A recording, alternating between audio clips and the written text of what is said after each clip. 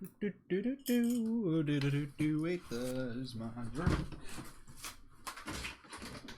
Wait, no. This. I like how I hit go live and then straight up forgot, you know, drink, being awake. Ooh, you know what? Chatbot, come on now. Chatbot just decided not to show up today. I kind of would like to see what people are saying. Oops. I think that just destroyed the left screen. There. We'll do my face for right now, and then we'll move on to left screen. Come on, connect. There we go. Hey, what up, Taco? I believe I've deactivated the screen. Hold on.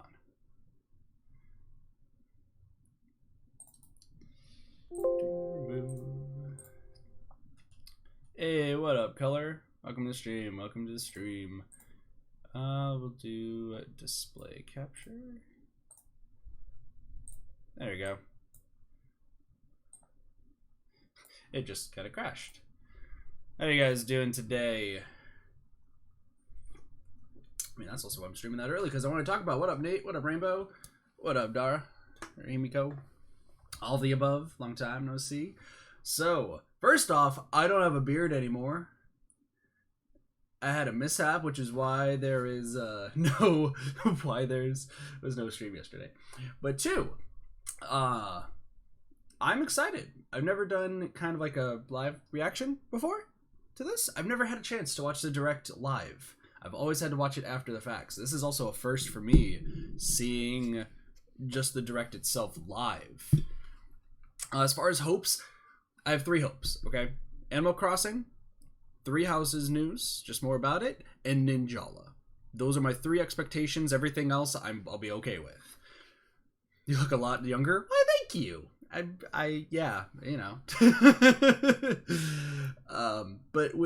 So first off, when it comes to Animal Crossing, I'm a huge Animal Crossing fan. I'm in that bunch. I'd like to hear more news about it. For me though, if there is no news, it's not the end of the world. It's just, it's just longer wait. When it comes to 3 Houses, I'm also a huge Fire Emblem fan. I want to see more about that game because I feel like there's going to be some very new stuff for Fire Emblem 3 Houses that I just really want to see. And then I also Sword and Shield demo. Maybe, we'll see. If that's the case, this stream might not work after the fact. We'll see. And then also Ninjala. So for those who don't know, I did go to E3 last year for 2018, and I got to play some of the games, a lot of the games actually, that are on the floor. What up, Eric? Welcome to the stream. How's it going? But I did get to play a lot of the games out there. I got to play Dragon Quest XI, Ninjala.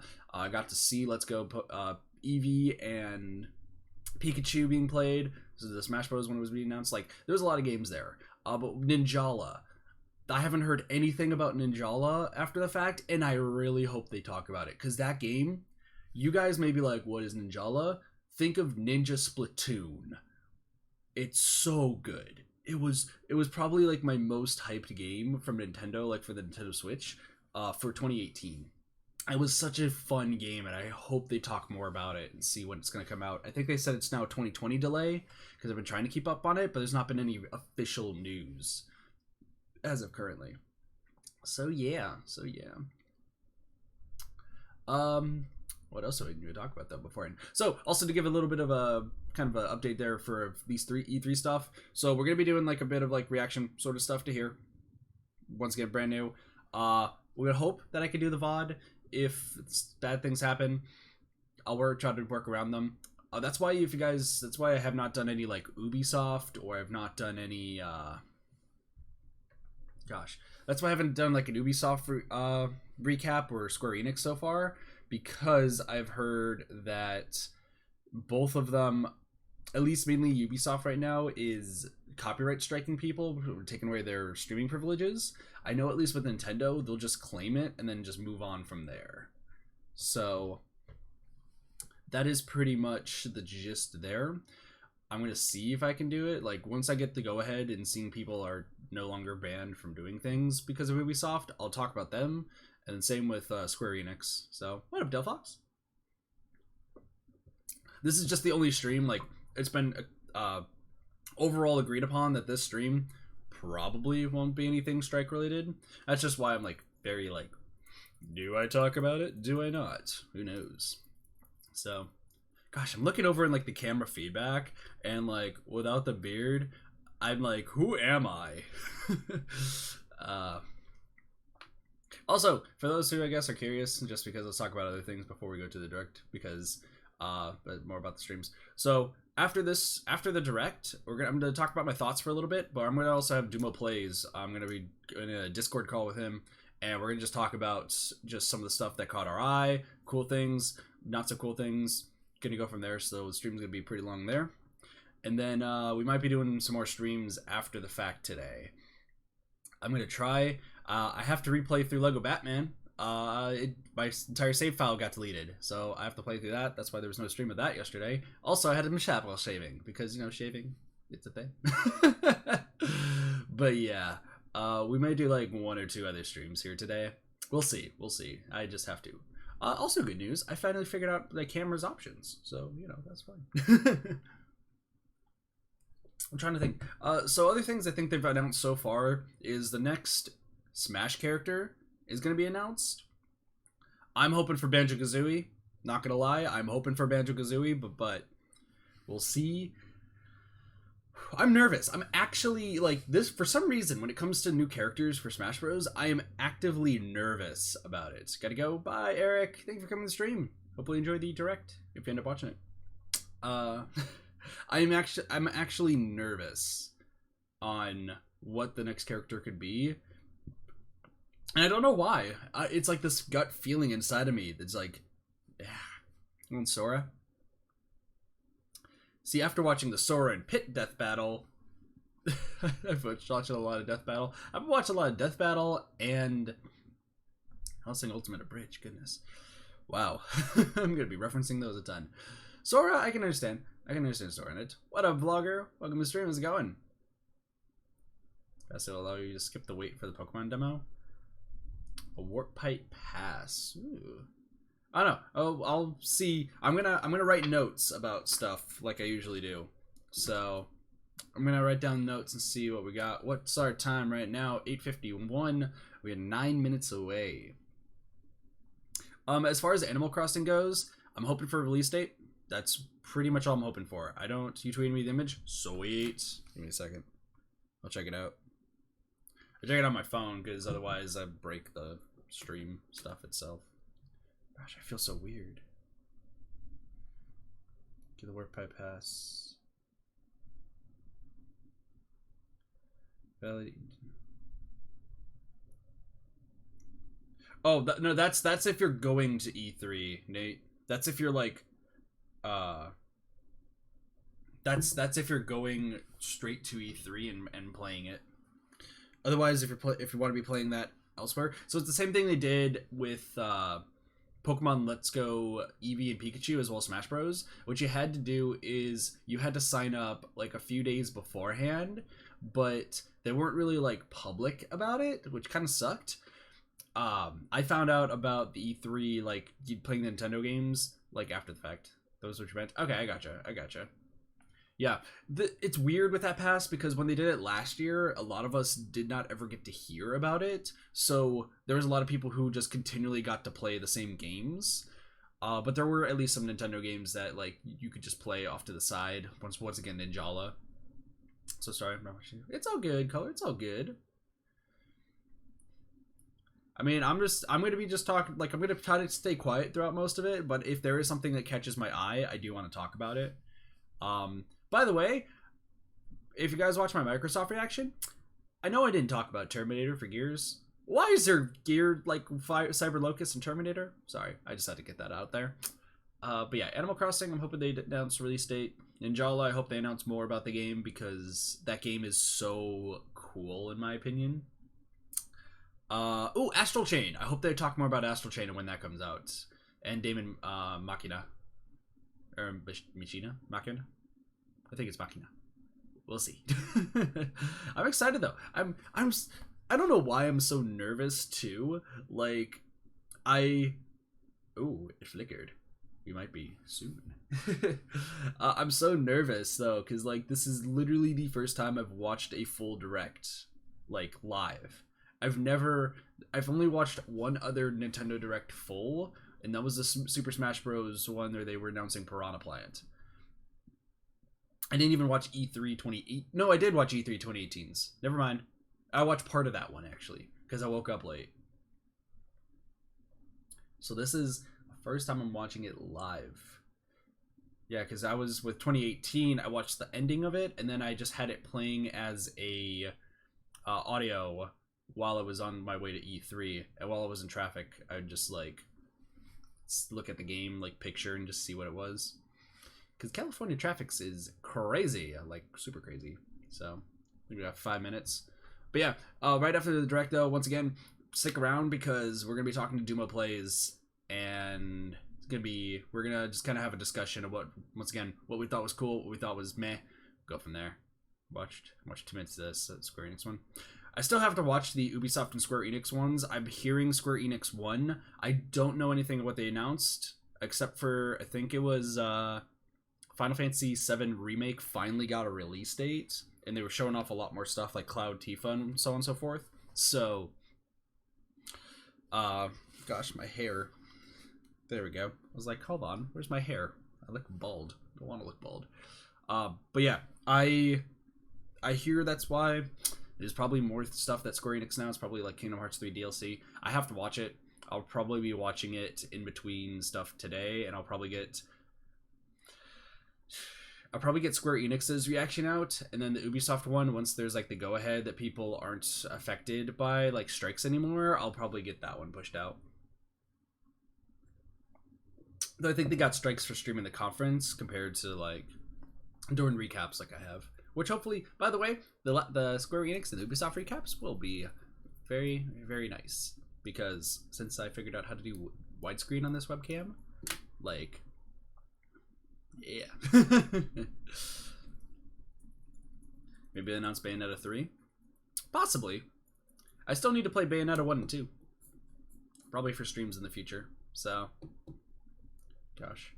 But yeah, if we are doing streams today, we'll probably do like a Mario Kart, like, one, just to kind of celebrate Nintendo for E3. We'll also probably finish up a game. Maybe. We'll see. There's a lot of games I need to stream, but I also have to focus on replaying Lego Batman. I've already fully completed like the first area, and funny enough, I got a brick that I missed in the first run, so I have to show that off. But we might actually stream that too. I'm probably gonna like zoom through the second stage, and then we might, or who knows, maybe they'll announce something with the direct and I'll be like, all right, we're playing that instead.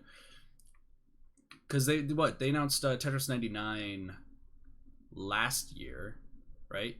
Was it 20? No, that was like Christmas. Yeah, it was like Christmas time during a direct. Morning, Jigsaw, how's it going? Welcome to the stream.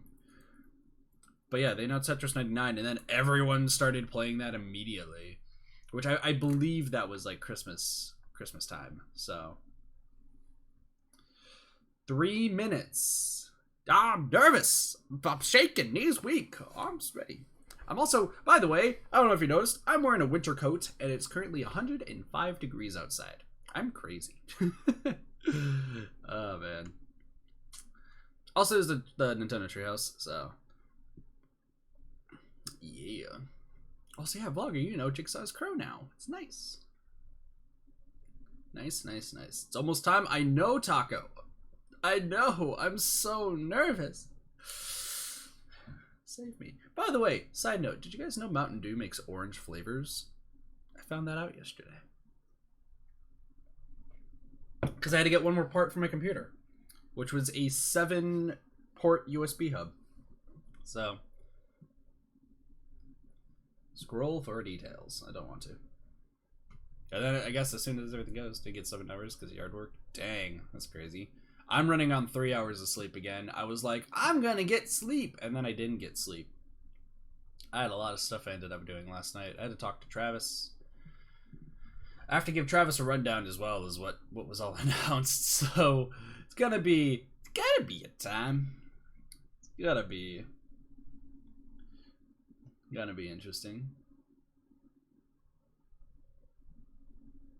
So I'm also just like double checking because I know sometimes the stream ends up going down. All right, we're at 8:59. We got a minute left. We were so close. Ah! It's just a direct, but no, it's an important direct because we get to find out Sony Kid games. Is this what it must feel like for people who like Microsoft and Sony as well too? They're like, the press conference is upon us. Ah, Chest Burster. By the way, if you guys saw the Devolver Digital conference, I tried to cover it as best as I could in that video. Just watch that conference. We'll sleep at 6 a.m. Nice. Nice. Stay up until?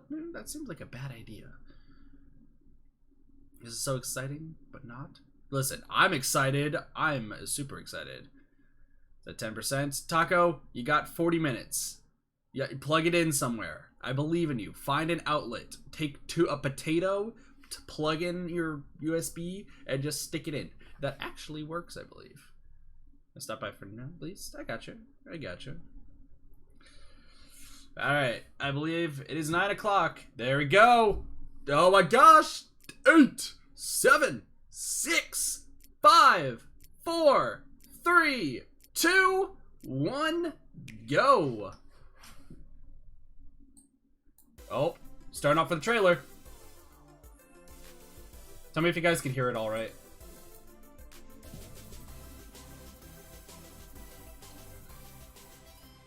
Nice. Yeah, let me know if I need to turn it up or anything. Wait a second! Is that... No! That's Kid Icarus, I think. No? Oh, Smash Bros! We're start with Smash! Starting off strong. A horse. Wait a second, is this Shadow... Wait, no, maybe Shadow of the Colossus? What is going on with the... Or are we talking, is this Three Houses? Possessed Marth?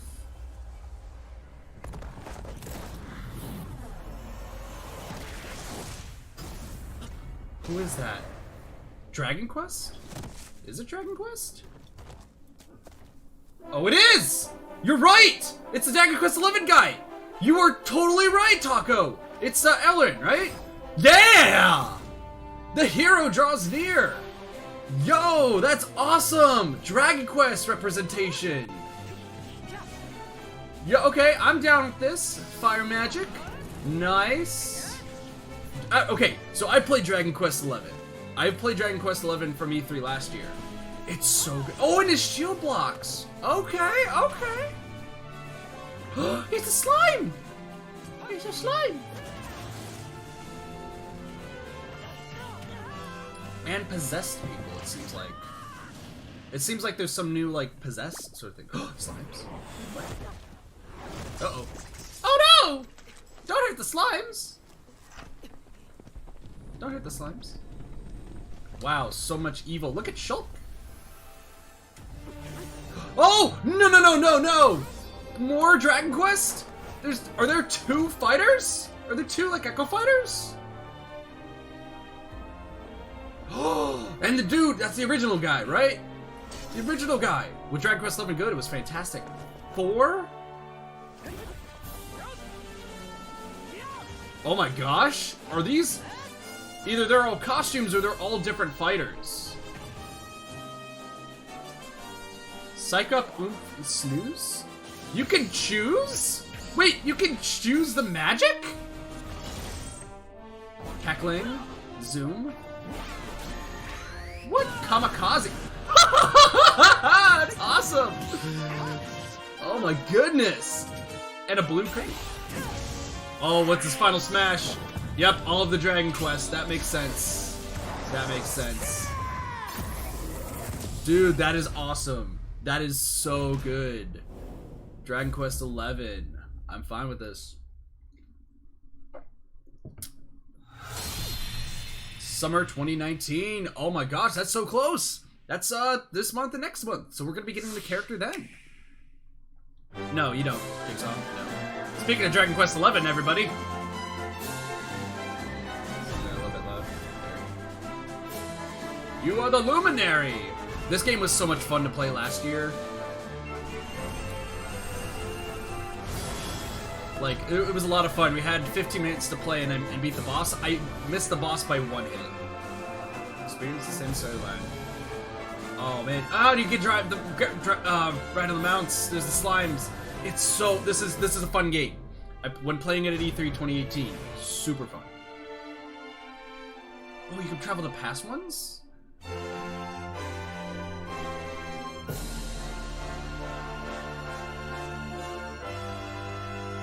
Nice. Wow. September 27, 2019. Yeah. Yeah, I played that 2018. Fantastic. Hello, everyone. I'm Yoshiaki Koizumi from Nintendo.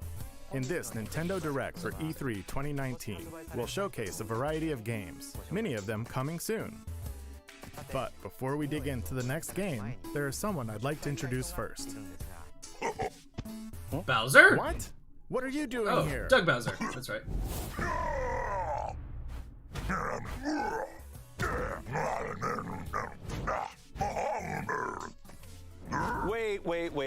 Wait a minute. There's been a bit of a mix-up. You're not the right Bowser. Sorry, but I'm the right Bowser for this presentation. Yeah, Doug!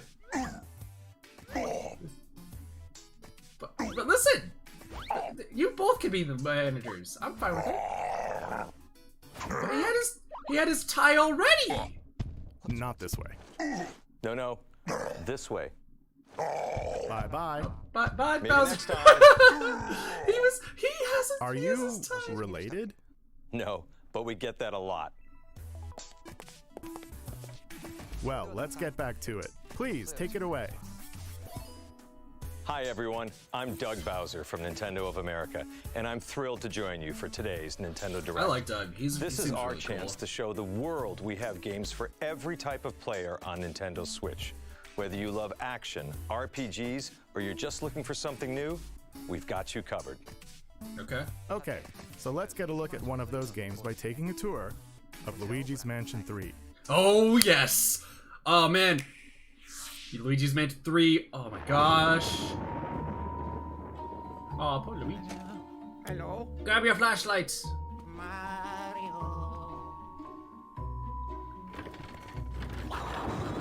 Luigi's invited to a gorgeous hotel with Mario, Peach, and the others.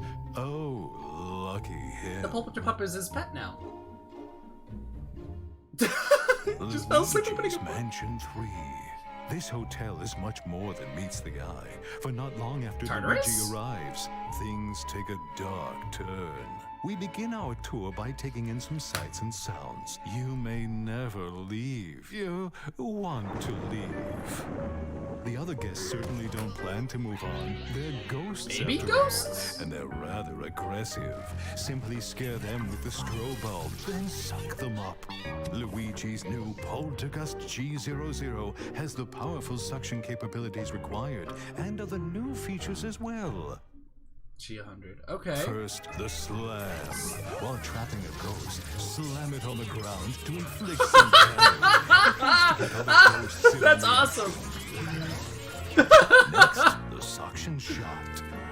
Fire the plunger to attach it to something, then pull the string and you can destroy furniture and more. Luigi's so It's effective strong. against certain That's ghost types. amazing.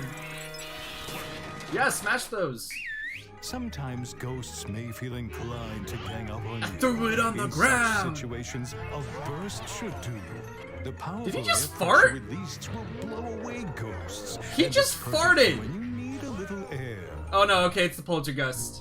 The Poltergust like launches on like a We jetpack. simply Okay. can't overlook the latest invention from Professor Egad, namely Gooigi. Choose Gooigi. between Luigi and Gooigi to use both their skills. Gooigi can do everything from slipping through metal fences to walking on spikes. Indeed, there are obstacles too great for Luigi to handle on his own. And if you pass a Joy-Con controller to a friend, So he co-op, makes for okay. a great co-op partner. Nice. But proceed with caution. Luigi and water definitely don't mix. Oh no, Now, Luigi! please direct your attention to Yes, the Scarescraper, the multiplayer. Spooky, sure. This was Yet fun, it dark also move. houses up to 8 players for 8 local player? or Oh my gosh, online okay. Co-op gameplay. Defeat all ghosts before time runs out. Seek and find our dear misplaced Oh, look at the toad. toads! And face any challenges the tower throws at you. Oh man, we're definitely playing that. We're definitely doing the Scarescraper. Slim goes to that's true. What a place to wake up in. A haunted hotel with floor after floor of oddities. Many traps and mischievous ghosts lurk The within. police ghost with the squirt gun. Okay. What will befall our missing Mario and friends? And his dear brother Luigi? Their fate rests in Ah, your good old King Boo. hands. Good old King Boo. Luigi's Mansion 3. Goo's creepy. True. Great, now I gotta play Luigi's Mansion 1 and 2 again. Oh man, the multiplayer. I'm so excited for the multiplayer. So that was Luigi's Mansion 3, the latest game in a series that I personally love. And we can look forward to seeing some of the new gameplay elements that await in this strange hotel as we dive deeper into this title on Nintendo Treehouse, live at E3 2019. We'll be streaming content, some you've never seen before, right from the show floor, including live gameplay of Super Mario Maker 2. Yep, And on Super day Mario 3, Maker 2, let's our go. Treehouse staff will get their hands on some promising indie games that are new to Nintendo Switch. While you watch today's Nintendo Direct, keep an eye out for this icon to learn what other games will appear on Nintendo Treehouse live at E3 2019. It's You on the won't bottom want to right. miss I it. gotcha. Or this. Have a look. Oh, another game? What's our next game? Netflix. Ogre slept too long. Far too long. Sing me your story. What has become of... Oh! Thra! No! What have they done? Avarice unchecked for an age. Evil takes root. Wait a Darkness second. spreads.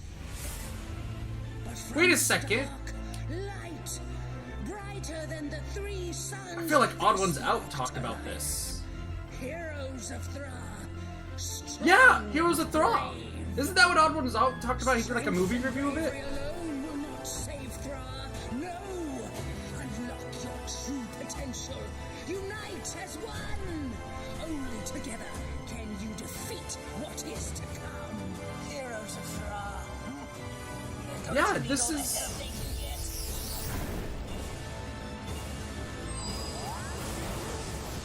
The Dark Crystal. Okay, that's interesting. That was the only reason I know that is because I watched, I think it was an Odd Ones Out video where he like discusses Link's Awakening. Yes, yes, Chibi. Wash ashore, strange land. A castaway will seek the truth.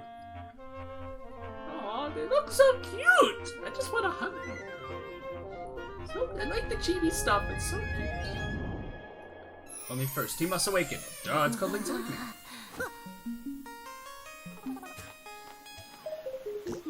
Oh, it's so cute. He just hit it his. Oh. Look at his stomach's a drum.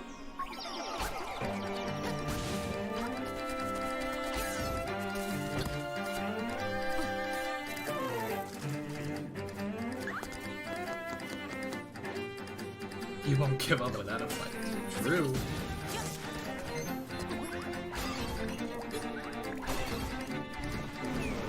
Whee! Nice, nice. Ah, the good old windfish thing. I don't know if you guys have played the original Link's Awakening. It's a really good game. Definitely should pick up the remake once it comes out. Just saying. Color dungeons? Dompe? What? Place chambers earned on your adventure to arrange a dungeon? There's a dungeon maker? In the shape of a heart. Go adventuring.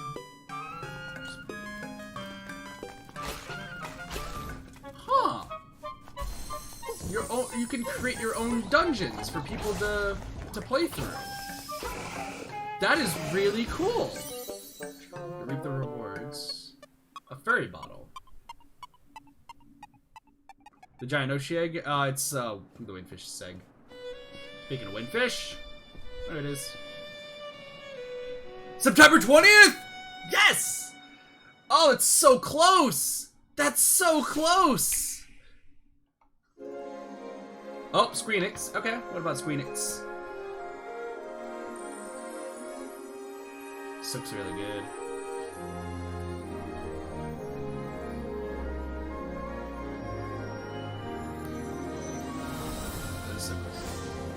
Oh, we're back to more Dragon Quest.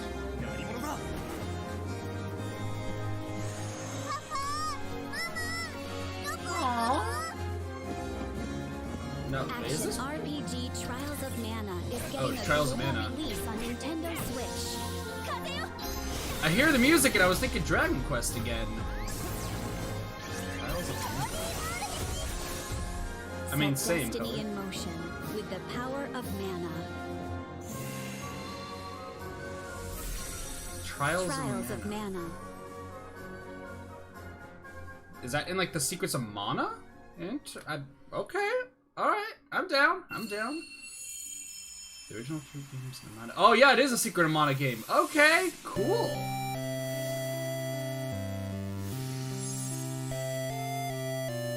First time outside Japan, Trials of Mana. Collection of Mana. Later today? Okay, cool. Oh, wait. This... Why am I getting banished vibes? No. Oh no!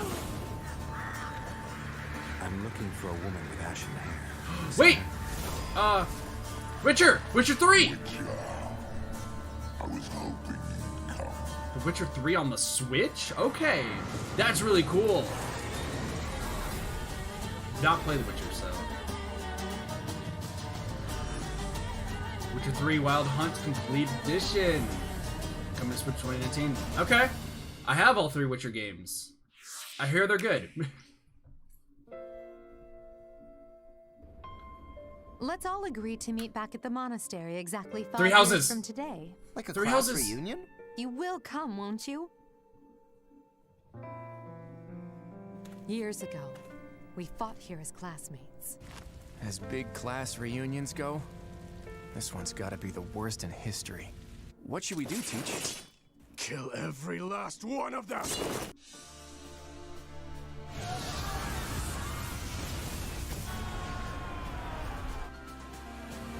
Alright, 3 houses.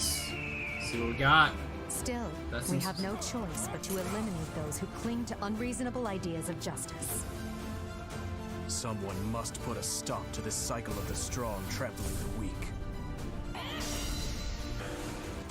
So the Veilstar consumes even the darkness itself. Yet we have the strength to scale the walls between us, to reach out our hands in friendship so we can open our true hearts to one another. That's how we win! My teacher. Both sides of time are revealed to you. What shall you do? Wait a second. How lovely it would be for this moment to last forever. July 26th! That is ridiculously close! Woo, my goodness! Nintendo Switch is the only gaming console That's so you can play close! not only on your TV. My at brain home, broke though but because of anywhere things you that go. they said. We'll talk about it later. In fact, with just- a system like this, it might be fun to play Resident Evil at a location like this. Wait, what? Resident Evil? Jigsaw! Jigsaw, this is for you! This is for you!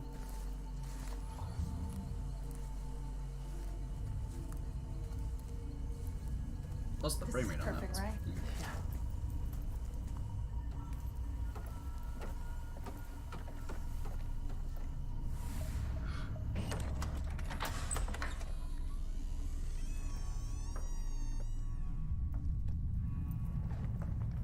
No lights? No lights. Hey, we're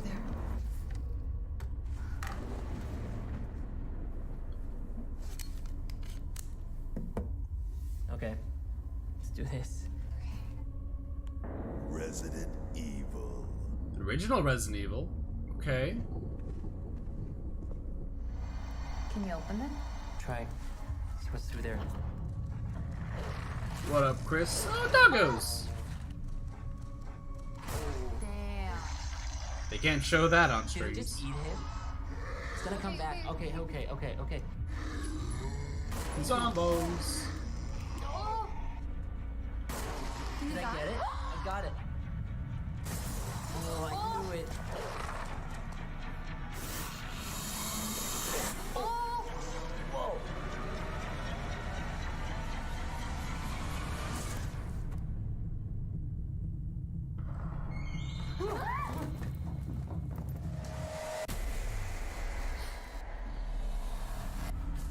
Two more Resident Evil titles coming to Nintendo Switch. Oh, that's 5? Yo, that's what I played. 5. And 6. Nice. Resident Evil. Dude, okay, cool. Grab the Switch. Don't leave that behind.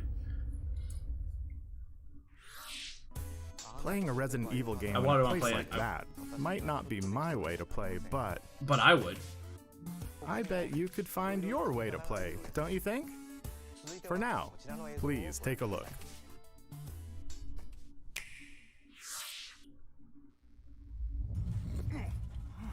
Huh? Dude, you're not wearing any pants. July? If Put not, on some pants, is the dude. Empire striking back or what? Looks Okay. like things are gonna get weird today. Alright, Mr. Pop Culture.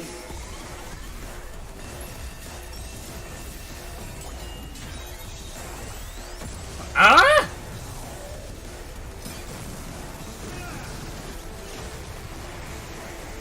He didn't have pants! As you can see, things got all funky real quick. Oh, Travis! That's No More Heroes! Type dude waiting for me up ahead. All yoked and powerful. No More Take Heroes! over the world or something.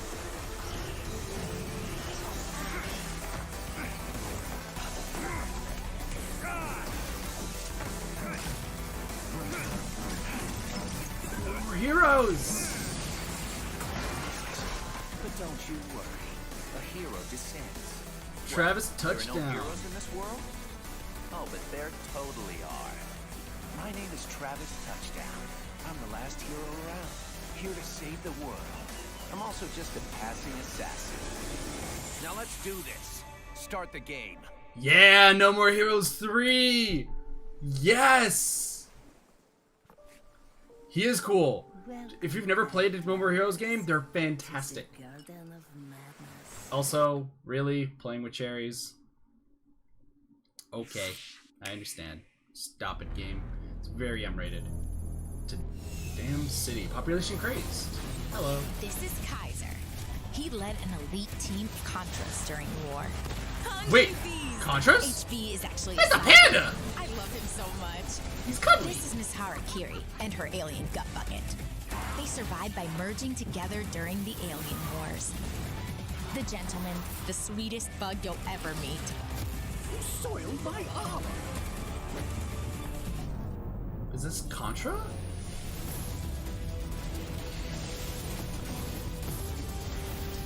Is this straight up Contra? Also Panda Bear.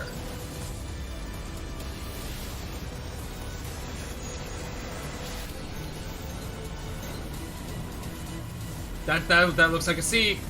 Contra Rogue. What? They made Contra? They made a new Contra? That Contra's been made in like 30 years, right? 25, 30 years? And the original Contra, there's so many Contras. Contra Collection, 10 Contra games. Later today, okay, cool. But Contra is a really old running gun game. Really hard. Okay, this is Damon Machina.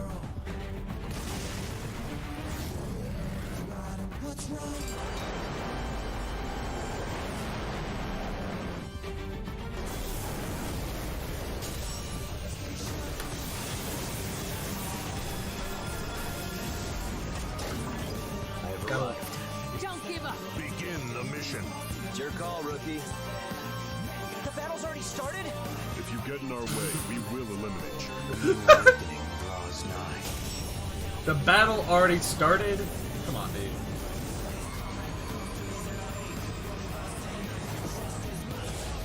No idea.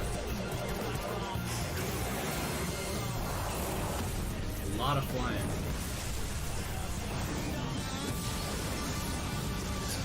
Mechanical tentacles.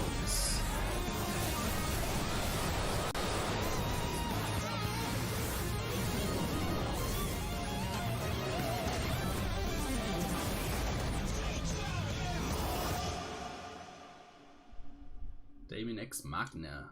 Nice. September 13th. Okay, pretty close. Pretty close, too. A lot of these games are close. About 20 minutes.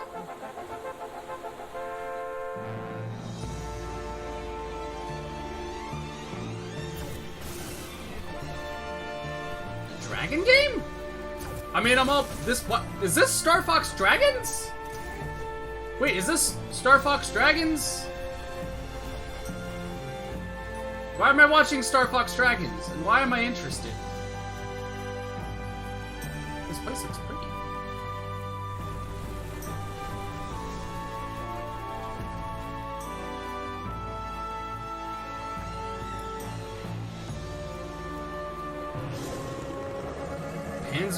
Panzer Dragoon? Wait a second. That's Panzer Dragoon? Apparently I need to know more about Panzer Dragoon. Oh my goodness. This winter. Okay, cool.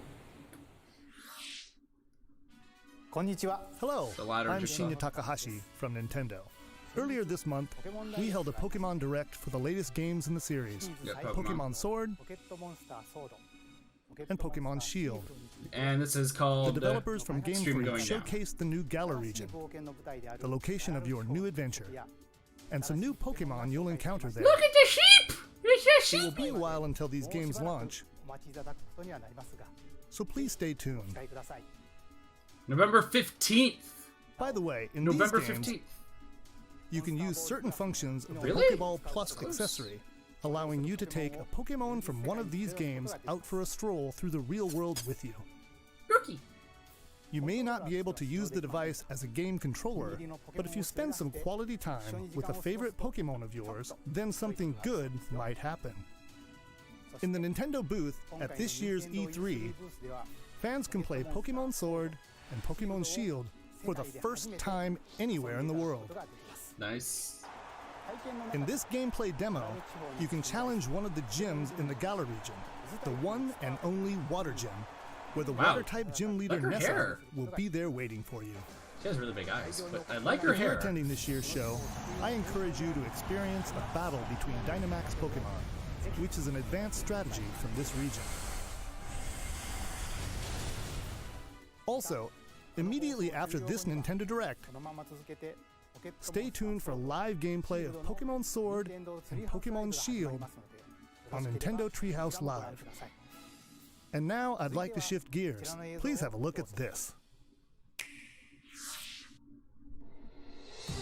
Oh, this is Astral Chain. This has to be Astral Chain. This is right. You see the Japanese everywhere. Old man, waiting for you. Old man, Mr. Man. Earth is currently under extra-dimensional attack. Chimeras, like the ones you've just seen for the first time. At this rate, all of humankind will be pulled into the Chimera's dimension. We're facing down the end of the world. Whee! Through blood, sweat, and years of research, we finally made it. The ultimate counter-chimeric weapon. Astral Chain's like Persona By Max. neurologically syncing captured chimeras with human operators, we established control and made powerful allies. What? I'm referring, of course, to the Legions.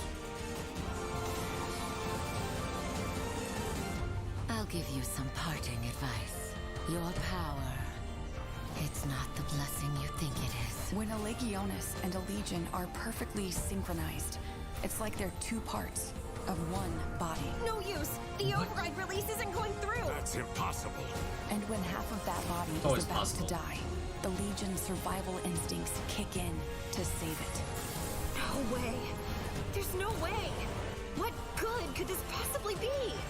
It's a long shot, but it's the only shot we have. It's all up to you, my friend. A blessing from the Legion. Or maybe I should say, a curse. Ooh, look at that. We can't turn back now. The hair! I've gotta know the whole truth. Super tags.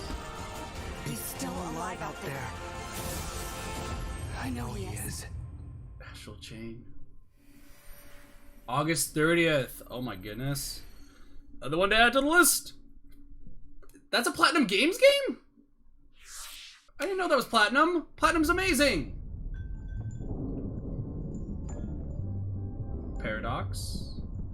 Okay. Not actual gameplay. A burning piano. You don't say.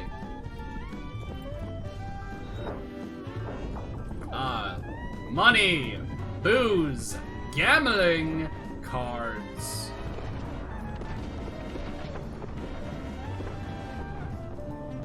What up, alcohol?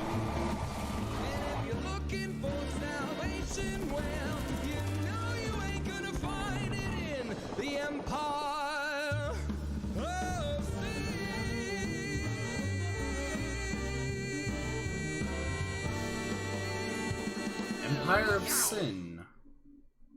Okay. Interesting. Death by our hands is not an honor. I thought that was World of Warcraft for a bit. I got a little concerned. This is the Marvel Champions, right? I'm playing this with Dumo. Much worse. It was like, WoW art? Marvel? Even with this stone at my command, this may not be a battle we can win. Whatever's happening, we can beat it. Keep fighting. Ultimate Alliance 3, yeah. Because I'm streaming this with Dumo once it comes out. Jump in anytime now, darlings. Ghost Rider. I keep forgetting Ghost Rider's actually a Marvel thing. They will pay for what they've done. In blood. All hope is fleeting. Almost people. I feel bad. Was that a glitch?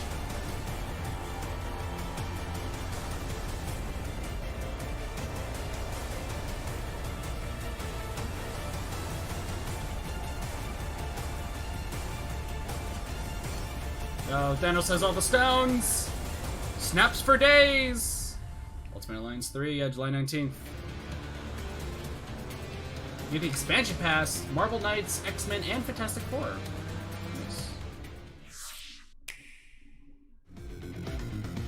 Ooh! Okay! Oh my gosh, Krypton Echo Dancer music is so good! What is this?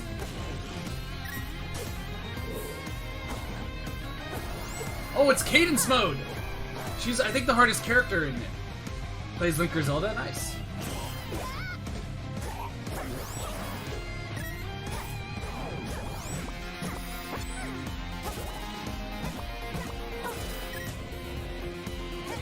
Gomraka!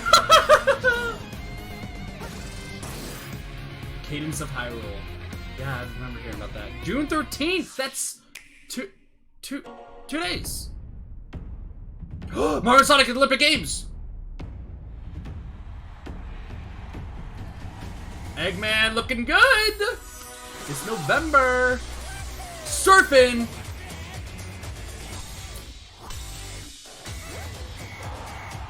Yoshiritos! My Yoshiritos! Knuckles!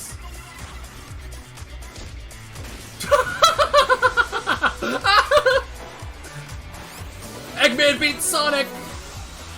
Eggman beats Sonic! Bowser, you climb that wall! Ooh! That was a guy from, Lost... Little Mac? Is that Little Mac? Who's that?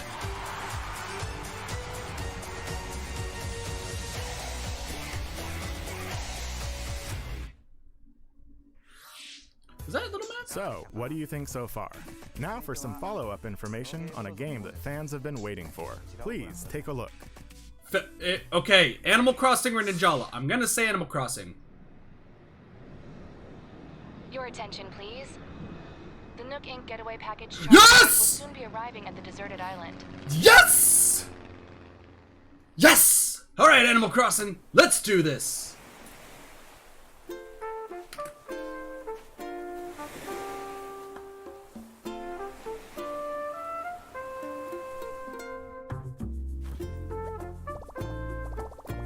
Yay! The island? Oh yeah, it's a getaway island this time, right?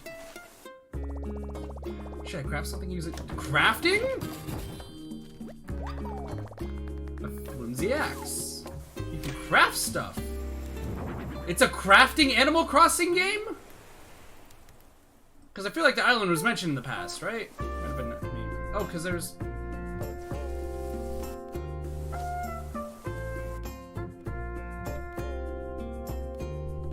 Are you colonizing an island? Whoa.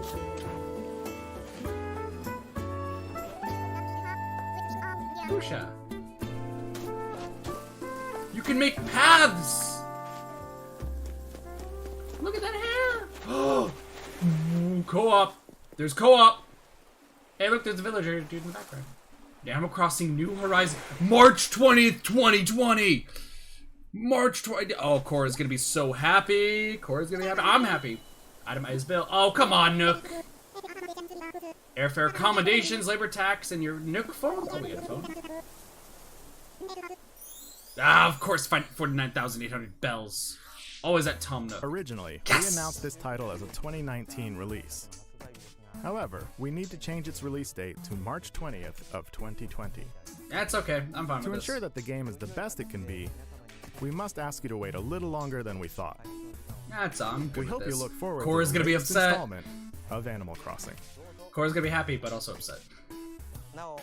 On Nintendo Treehouse Live, the game's producer, Mr. Nogami, and the director, Ms. Kyogoku, will come on for a live demonstration of some early moments in the game, so please Okay. stick around until it starts. A Treehouse. By the way, there are many different types of games coming to Nintendo Switch from Nintendo and our partners. Okay.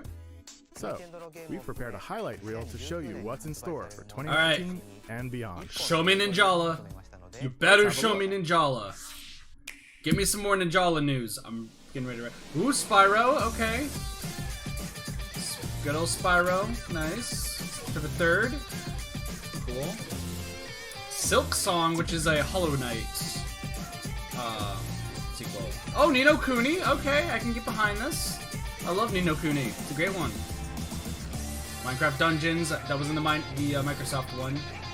You know, it's not my cup of tea, but... And then we saw this in the Bethesda one, Blades, Elder Scrolls Blades. Good old mobile games being ported. My friend Pedro, which I still don't know how to feel about. Seems interesting. Doom Eternal, also saw in Bethesda's. The Sinking City. It's interesting.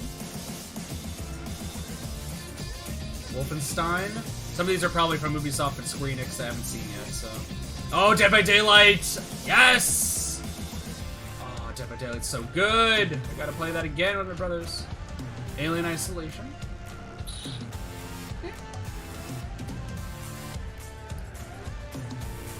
The Square Enix game that I can't read the bottom because it's blurry. Or I think that's Rune Factory 6. Dragon Builders? Dragon Quest Builders 2. Look at the little guy. Yeah, I got my hammer. I don't know what this is. Bonus XP? Oh, Just Dance 2020. You know we're playing that game. Ooh, Settlers of Catan. Nice. Nice. Oh, Lucky's Tale. This one's a fun game. This was a VR game too, I think. Lucky's Tale is good. It's a good one. Dauntless. I love the alpha. Fine with this on Switch. I'll probably play it on Switch myself. Mario Maker 2, of course. They showed off a lot of Mario Maker, so I'm not surprised that they didn't show off a lot about Mario Maker 2. That's June 28th. That said, hold on. That's coming out this month. Wait, Smash Bros? I figured they're gonna announce another character. Of course. I was like, they're gonna. Oh my gosh! Oh my gosh! No! They really did! That's a Jiggy! That's a Jiggy!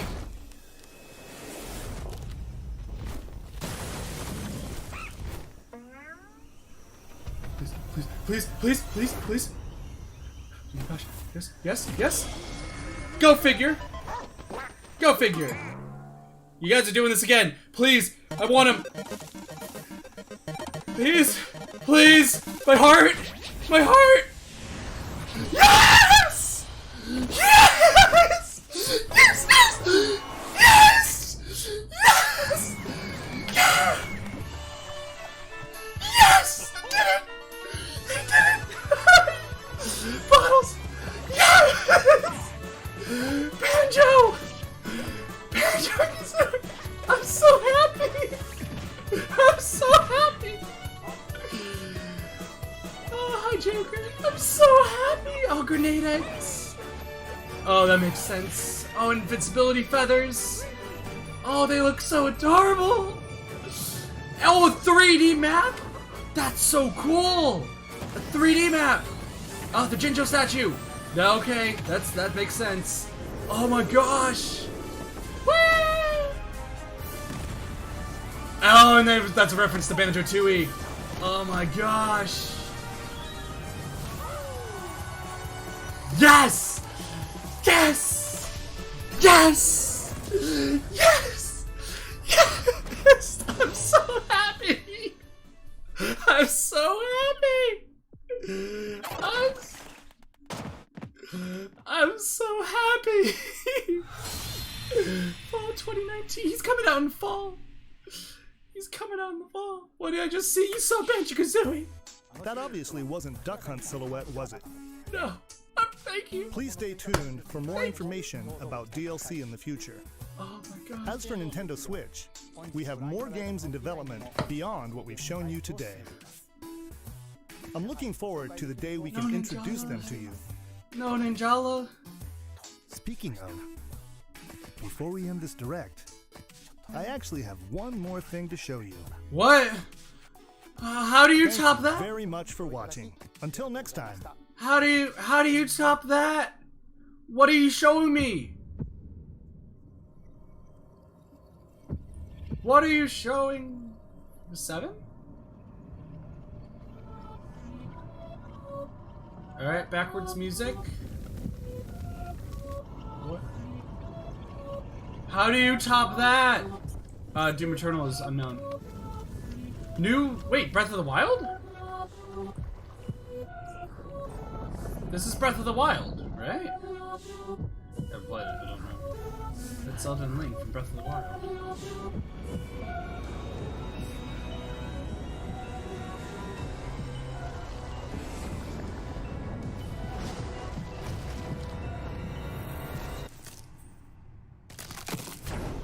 Ooh.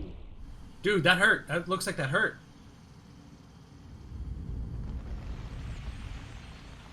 Uh-oh, something happened. Wait, is that flying?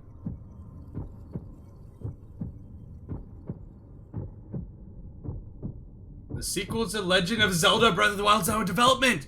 There's a sequel to the Breath of the Wild game?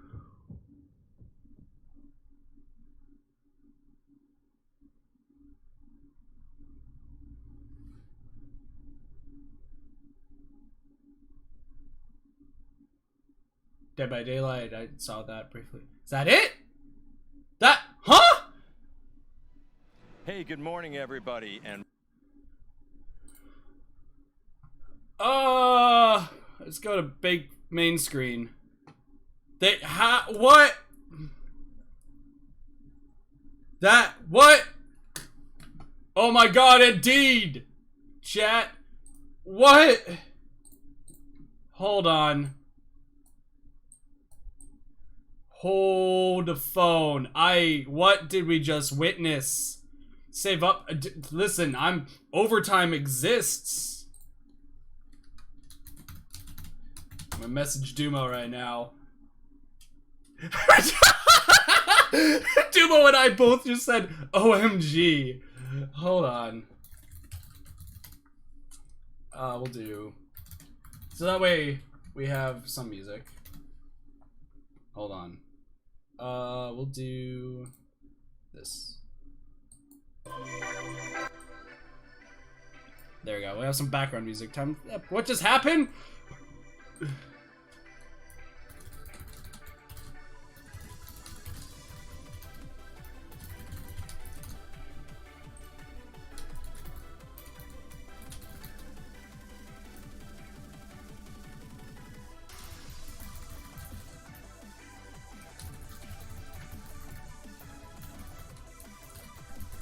Hold on. My brain is broke. Take my money, Nintendo? True.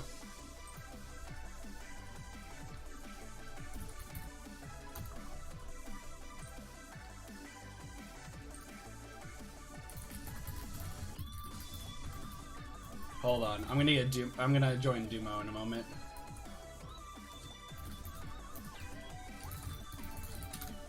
Let's see what we got.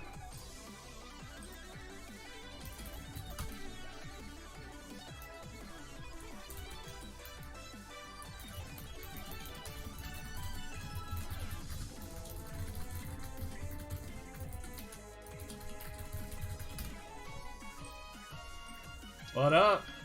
Hey, what's happening, man? Hey, Dumo. That ending though. Oh my god. Oh Dude, my god. you on my stream, I was up like excited about Banjo.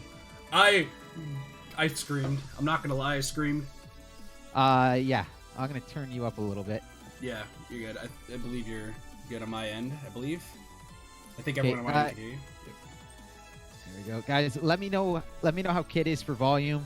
And likewise. Oh for my god. I'm so excited. What? Dude, Banjo, because I was literally the first thing I said. I was like, I want Banjo and Smash. I want more information, Three Houses, and Animal Crossing, and then Najala. We didn't get anything Najala, but Banjo. I'm so yeah. I don't play Smash. I have no interest in Smash. Okay. But I am excited for Banjo and Smash just because I know how happy it's gonna make people. Dude, I'm super happy. Oh my god. Ridiculously happy. The way they did it too, it's just complete reminiscent of King. Oh, I can't even think right now. Yeah, there's. I'm having trouble thinking back to what happened in the Direct just because Zelda. That's why I wrote notes. I was like, I'm taking notes for this. This is so much. I did not expect to see a cinematic trailer for Zelda, and I didn't expect it to look that good. Same. That looked like something like. Oh my gosh, that looked something like it could be co-op based. That also looked co-op based. Like one person is Zelda, one person is Link. In my opinion, that would be so good. I would be so happy.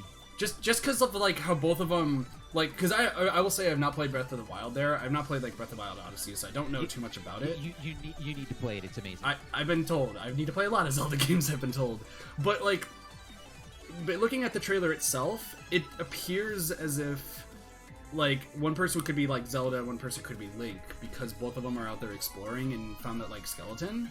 Like something's just telling me you can do like co-op like dungeon crawling as it. I hope so, because that would be amazing. It looks like it's going to be dungeon based too, because those were dungeons they were showing off. Yeah, exactly. So like that's going to be more return to like what we're used to with Zelda. I think that's going to be phenomenal. Yeah, I'm excited. There's a lot of games I gotta play, and now it's just reminding me I need to play some more Zelda games because I've been behind. But I also gotta play like, gosh, there's so much. I literally have like a full list of like pretty much every game they talked about that at least appealed to me, which was almost every single one. I'm pretty sure my bank account just got locked out. Yeah, same. Yeah, I actually have a 100% completion file on Breath of the Wild, so nice. I've put some hours in. And also just to explain for Taco in my chat, it's not DLC. It looks like a brand new game, like an expansion. No, it's a sequel. Yeah, it's a great. Yeah, Taka was asking if it was DLC. It was like, no, it's a sequel. It's not an expansion. It's not DLC. That is a full new sequel, a brand new game. Yeah, exactly. Oh, that's so crazy. So good. So good. I'm excited. I'm so excited. Oh, that's gonna be so great. Oh man, I'm so hyped for this, dude. Gosh, so do you want to talk about also the other games? Because, you know, there are other games announced, like Animal Crossing. What other games? Listen, man, Animal Crossing, the first thing, funny enough, I messaged Cora Moore, and immediately I'm like, you better watch the direct. Because she ended up missing it. I'm like, you better, and tell me what you think. Yeah. I'm not going to tell you why, just enjoy it. It's rough that it got pushed. It's rough that it got pushed back. Very, very rough. I'm somebody who's fine with it, though, to be honest. Like, I know a lot of Animal Crossing fans are going to be upset, right? But if they want to perfect the game, especially a game that looks like it's going to be very crafting intense and very building your own city compared to, like, people just randomly moving in, that, I'm fine with it. I'm perfectly fine with it. Okay, there we go. Okay. Okay, so guys, just real quick, I'm linking Kit's stream in chat, so you guys can go toss a like over on his stream. And likewise, the Dumo's on mine. So thank you. So right now they're actually in the treehouse. I don't know if you're still watching, but in the treehouse they're showing off. It looks like the wild of Pokemon. Yeah, I'm watching the back end of yours. Because I'm gonna have to go back and watch this again later, but oh my god, yeah. But you know, the other thing with I think we have to remember with Animal Crossing is this is actually very likely a good thing for them. Not just a matter of completing the game, but in release schedule. Yeah. Animal Crossing, as big as it is, shares fans with Pokemon. So Pokemon and Animal Crossing would be bleeding sales from. Whereas this way they're completely separated and they'll get completely full sales. It does suck a bit for Animal Crossing to miss holiday, but it's coming out at a dead time of year when there's nothing going on anyways. I might actually even pick it up. Yeah. No, I'm probably sweet. We gotta invite James. How do I invite James? Yeah. You got it? You can hit plus at the top. I don't know if I have James as a friend on here, to be honest. Yeah, I don't. If you press at the top, there's like the add friends to DM. Just click that. So we make the call as a group chat. I'm gonna see if Kazoo wants to join us as well. Sweet.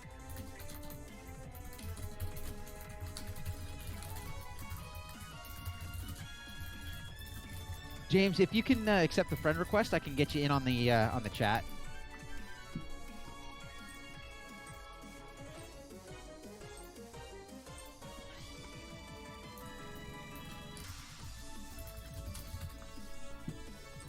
I don't have the treehouse in the background. I just have my face on the screen right now, just at least talking. So. SLG raid. Well, thank you. How's everybody doing? Welcome in. We're just trying to get some people in on chat here. I don't know if Kazoo is paying attention to her Discord. Maybe not. You might have to actually go in. Yeah, I'm gonna pop into her stream right now.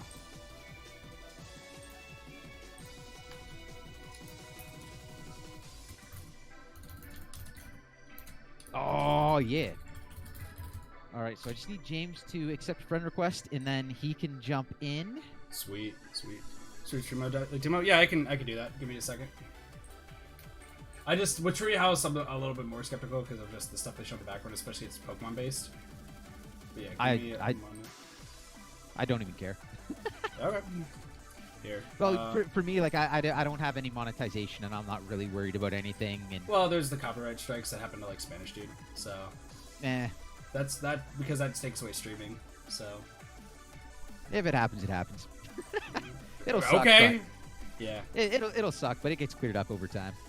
also whistle to attract Pokemon. And But, Pokemon have different whatever. that does that. Hopefully they won't be jerks about it. There we go. All right. Yeah. Where's James? Where's James? Sorry about that. When it comes to the treehouse, because I knew they were talking about Pokemon. Pokemon kind of. There's a lot that it could be shown off, and they're gonna be like, "Oh, don't do it." And I'm like, "Well, I mean, I could always like do Twitch stuff later." But, Yeah. No, I'll show it off here, and we'll see what happens. Worst comes to worst, I end up taking a break for a while. Kazoo's down. I'm gonna add her to the chat. Down? Sure. And then it's just gotta get James in. Where's James? Where's his channel? I know. Let's go find his channel. Others may be curious about you and approach you. Here, I'm gonna add Kazoo. Great job of battling and capturing Pokemon here in the wild area. Just got my Metapod. Expanding the party. That's right. There we go.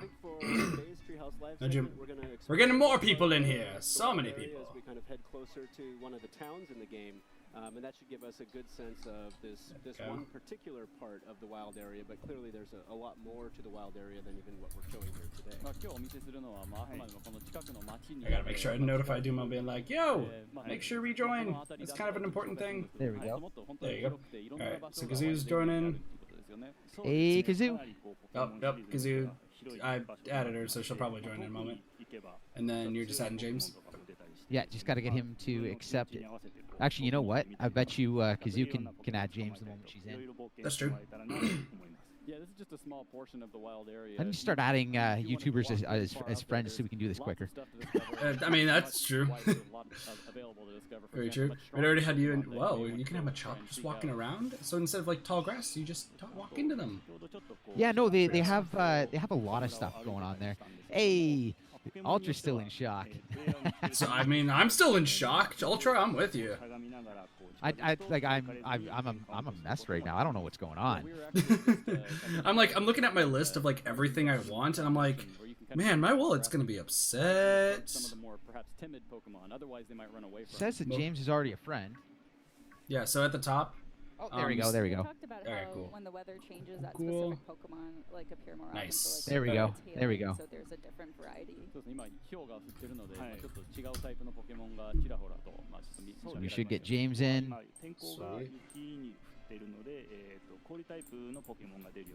Gonna be poor. I was already poor. Now I don't even know what to call it now. Hello. Welcome. Hey, James. Hey, James. How's it going? All right, so joining me in the voice commentary here, we've got Katathi. Welcome. Hello. And also Dumo Plays. Hello. Actually, you guys should probably be welcoming me. You guys invited me over. So we got a James Clark. Oh, man, guys. Oh, dude. Where do I begin? Banjo-Kazooie? At the end? Dude, I might... yeah, exactly. Exactly. You know, what they showcased at the end of that live stream. Oh, Breath of the Wild sequel. Oh, my God. Someone should probably let Kazoo as well know that she's here. Oh, I bet I bet she's just as crazy.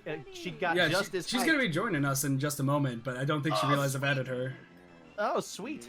Very cool. Very cool. Well, Katathi, thank you so much for letting me join in on your conversation here with Dumo Plays. No Guys, Katathi and Dumo Plays, both great YouTube gaming content creators and live streamers here on the YouTube platform. Please support their channels as well.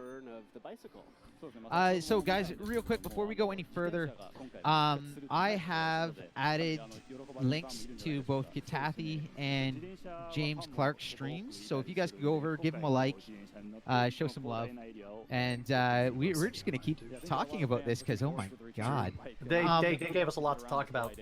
And one that Ultra just brought up. Freaking out. I kind of expected this. But... Hey, Kazoo. Hey, Yellow Kazoo. What is up? Hey, how's your day? How's your day been? Literally crying over Breath of the Wild. Oh my God! I can't wait to see it. I cannot wait to see it.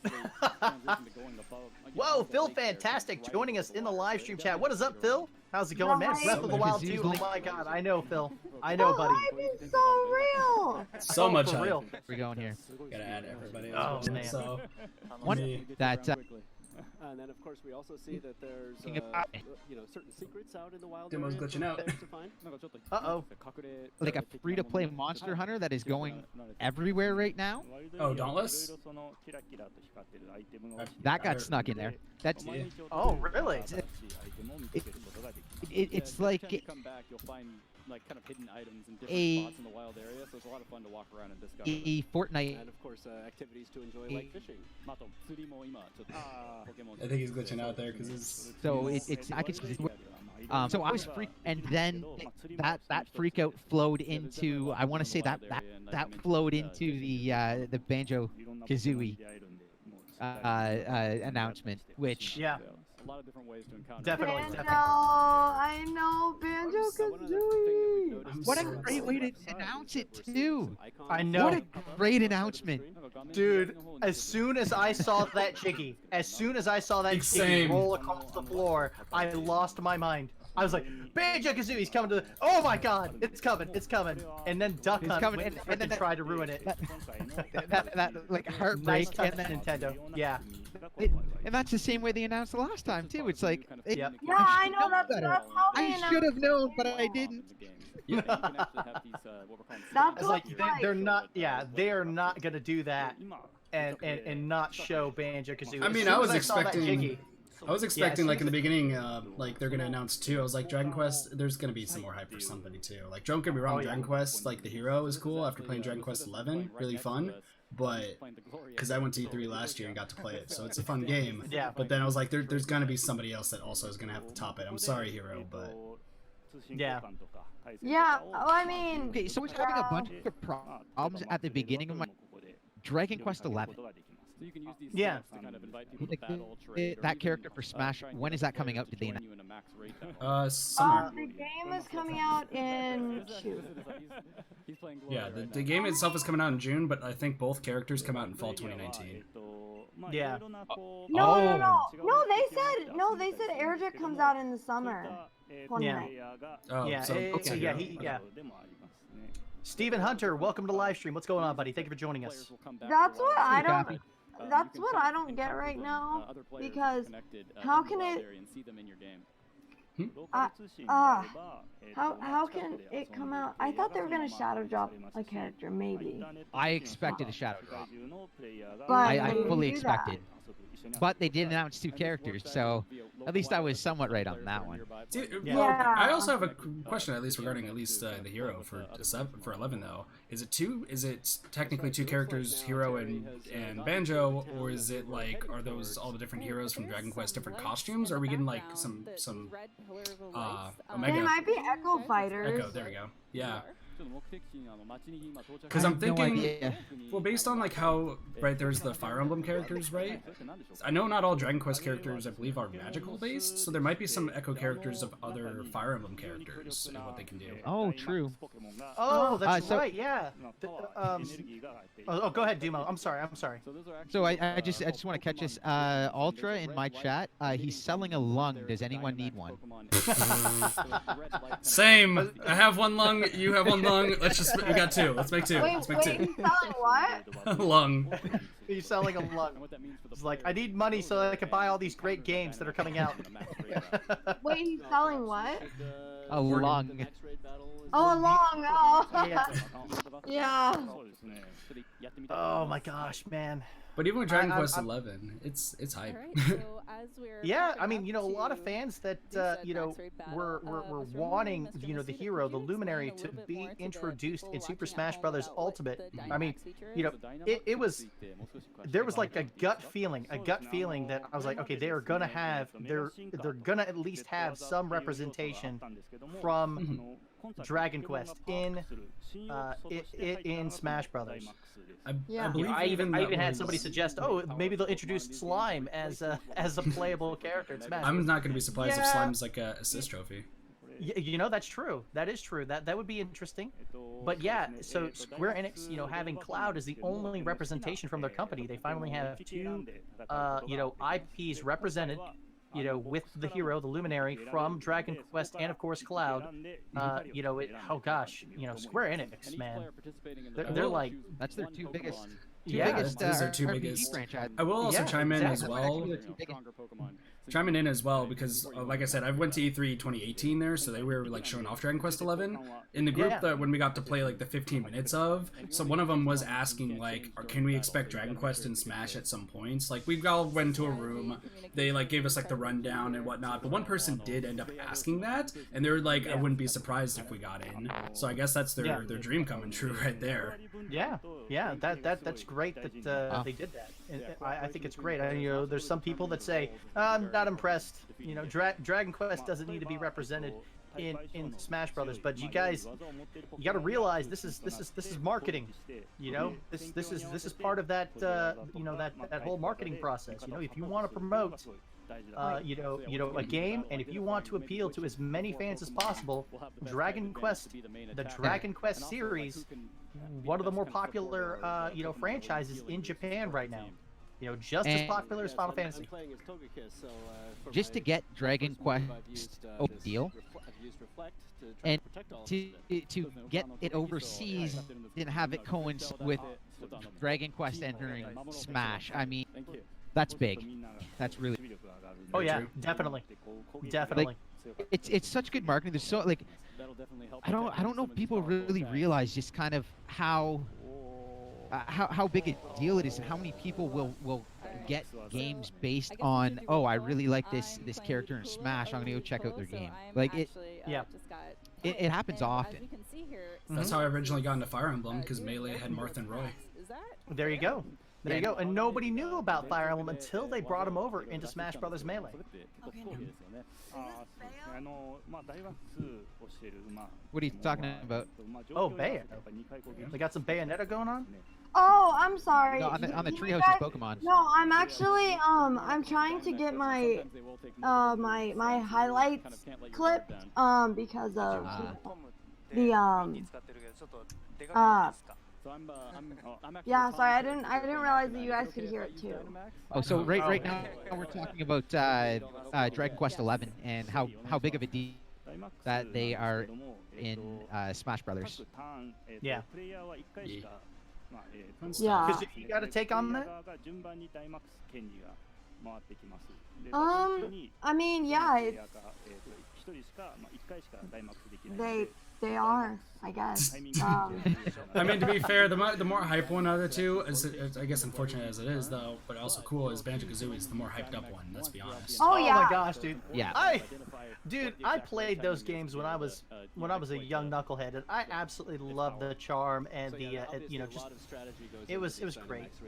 You know, the exploration, you know, I mean, and what do people normally refer to as? It's an adventure collectathon essentially, but you know, it had an appeal to it, you know, and I just loved you know, how the game played, you know, the visuals in it. I mean, you know, although, you know, would not survive in today's world, you know, I mean, it was just one of those games that I really grew to love, you know, kind of like how people love, you know, 3D Super Mario or Spyro, or you know what I mean. It had that charm to it, and that was you know, my Spyro the Dragon. You know, I didn't play Spyro the Dragon, but that was the game that I played, Banjo-Kazooie, and I just loved the franchise. Banjo-Tooie is the first game I've ever 100%ed, so that's why it's in my heart. Nice. I 100%ed both of them, Banjo-Kazooie and Banjo-Tooie, man. Yeah, same. It's just Banjo-Tooie holds the more special place, since so, like, it's the first game I ever got everything for. But you know, this is back at a time where these kind of games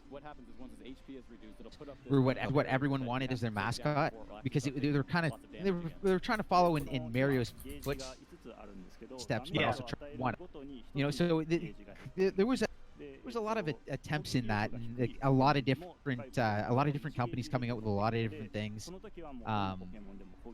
Banjo was one of the best. Like, out of all the companies that threw something at the wall, Banjo stuck. You know, Banjo was good, Spyro was good. PlayStation 3 had oh, what was that one called? Crash? No, the yarn one. Well, yes, as you can see, I can't even remember. Yeah. Darn. Wait, were you saying PlayStation 3 or what? Yeah, it was PS3. It was their big platform. Little Big Planet. Little Big yeah. Planet. Thank you. Yeah. Thank you. So like everyone had them at one point in time, and then they kind of went mainly for shooters. I think I feel like shooters and zombie games, or shooter zombie games. Yeah. But you know, like, it was back. You know, it was less than just like you needed something that wasn't just shooting at things, and these like 3D platformers were huge. They were really like a lot of them were really well done. There's some really good games that never. So like just kind of putting that out there and thinking like Banjo Stuck and is still a big name that people remember. It's just kind of a testament as to like how well the game. So, diverting a bit from Smash Bros. As well, real quick, because there's the trails going on in the background, at least for Dumo and I don't know about you guys, James and Kazoo. Just kind of want to comment on the UI, because I was like watching it for a little bit. I don't know if this is an Ultra Sun and Ultra Moon, because those are the two Pokemon games I've never played, but do the moves just straight up tell you now if it's super effective or not? Like, the UI, at least in Sword and Shield, is showing if something's super effective or not, so you don't really have to remember types. That was actually pretty good. That was Sun and Moon after you caught the Pokemon. Yeah, once you caught the Pokemon, it was entered in your Pokedex. It would tell you the typing, and once you had the typing in your Pokedex, it would tell you. Okay, because that's also catching, so I believe catching the Steelix that right now. also existed in Let's Go. Gotcha. Yeah. Because I've never with Ultra Sun and Ultra Moon I own them, and same with Let's Go, but I've not played them. So. Hey, Chloe. Yeah. It was even like back in one thing I missed that I wish they would go back to. Back in the days of Fire Red, Leaf Green, your shoulder buttons would actually bring up a help menu that would give you a bunch of information, including a type chart. And that's something I feel like these games really should have. Like it doesn't have to be in your face, but a way to get to a menu to tell you that stuff and to tell you mechanics and how they work would really help a lot of people, especially a quick to access type chart. So that if like you're playing and you don't know what type it is, someone tells you, you can go type chart. There we go. Like people that are newer to the game, like there's a lot going on. There's gonna be over 900 Pokemon in Sword and Shield. It's over 900. Exactly. You know, but there's a lot going on, a lot of information, a battle system that, to be honest, is somewhat straightforward, but somewhat and just to have access to that information without it being in a freaking tutorial that you have to sit there for 10 minutes watching. Yeah, there's one thing I'd like to talk Like, about, and it's about the Pokemon it really should be in there. that we recently announced. So it will connect with the Pokemon. I don't think it will be, but it should being be. told that I need to have Eevee when playing Sword and Shield, which I know there's also the dual pack for Sword and Shield. That's gonna be awesome. I wonder if I can. I wonder if I can carry over my partner Pokemon from Let's Go. Yeah, like. So what I'm thinking is the partner's Pokemon Home. Yeah, it's going to be locked in. The Pokemon on that game is going to be locked in because it can't come off your save file. Yeah, Whoa! We got a new member of the channel there. Welcome to Jack Knuckles Bridge. Thank you so much for that membership, my friend. So by the way, there it is. Nice. Jack Knuckles Bridge, new sponsor to the channel. Thank you so much, my friend. I appreciate that. Nice. Real quick, right, my apologies to my co-commentators. Sorry, I had to acknowledge we got a new sponsor to the channel. By the way, Jack Knuckles Bridge, be sure to check the members section of my YouTube community homepage. There is a link for you to join the Discord server. It's for members only, so please join our Discord. That is part of your YouTube perks or YouTube membership perks. All right, so Jack, I'll be reaching out to you here on the Discord server very soon. So yes, be sure to to take advantage of your YouTube membership perks. All right, I'm done. Sorry about No that, worries. guys. So, also want to chime in when it comes to like the transferring. I know there's Pokemon Bank and the Pokemon Transporter for like 3DS. I imagine they're probably going to move that app to the Switch to account for Sword and Shield for all the Pokemon there.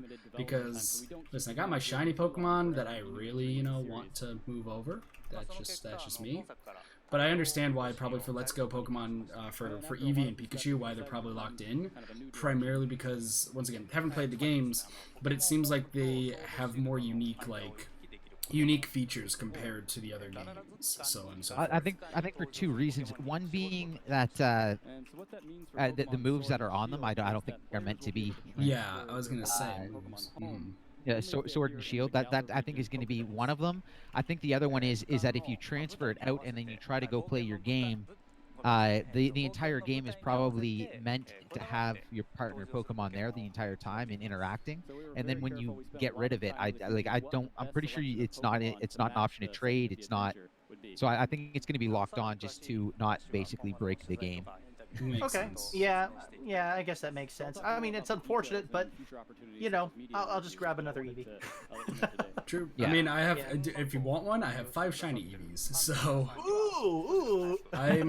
So by the way, Here's the funny thing. So for some people in my chat recently, even though I've been doing like the E3 stuff, found out recently I am actually a huge big Pokemon fan. I just rarely talk about it because I don't want to talk like hours upon hours about Pokemon itself.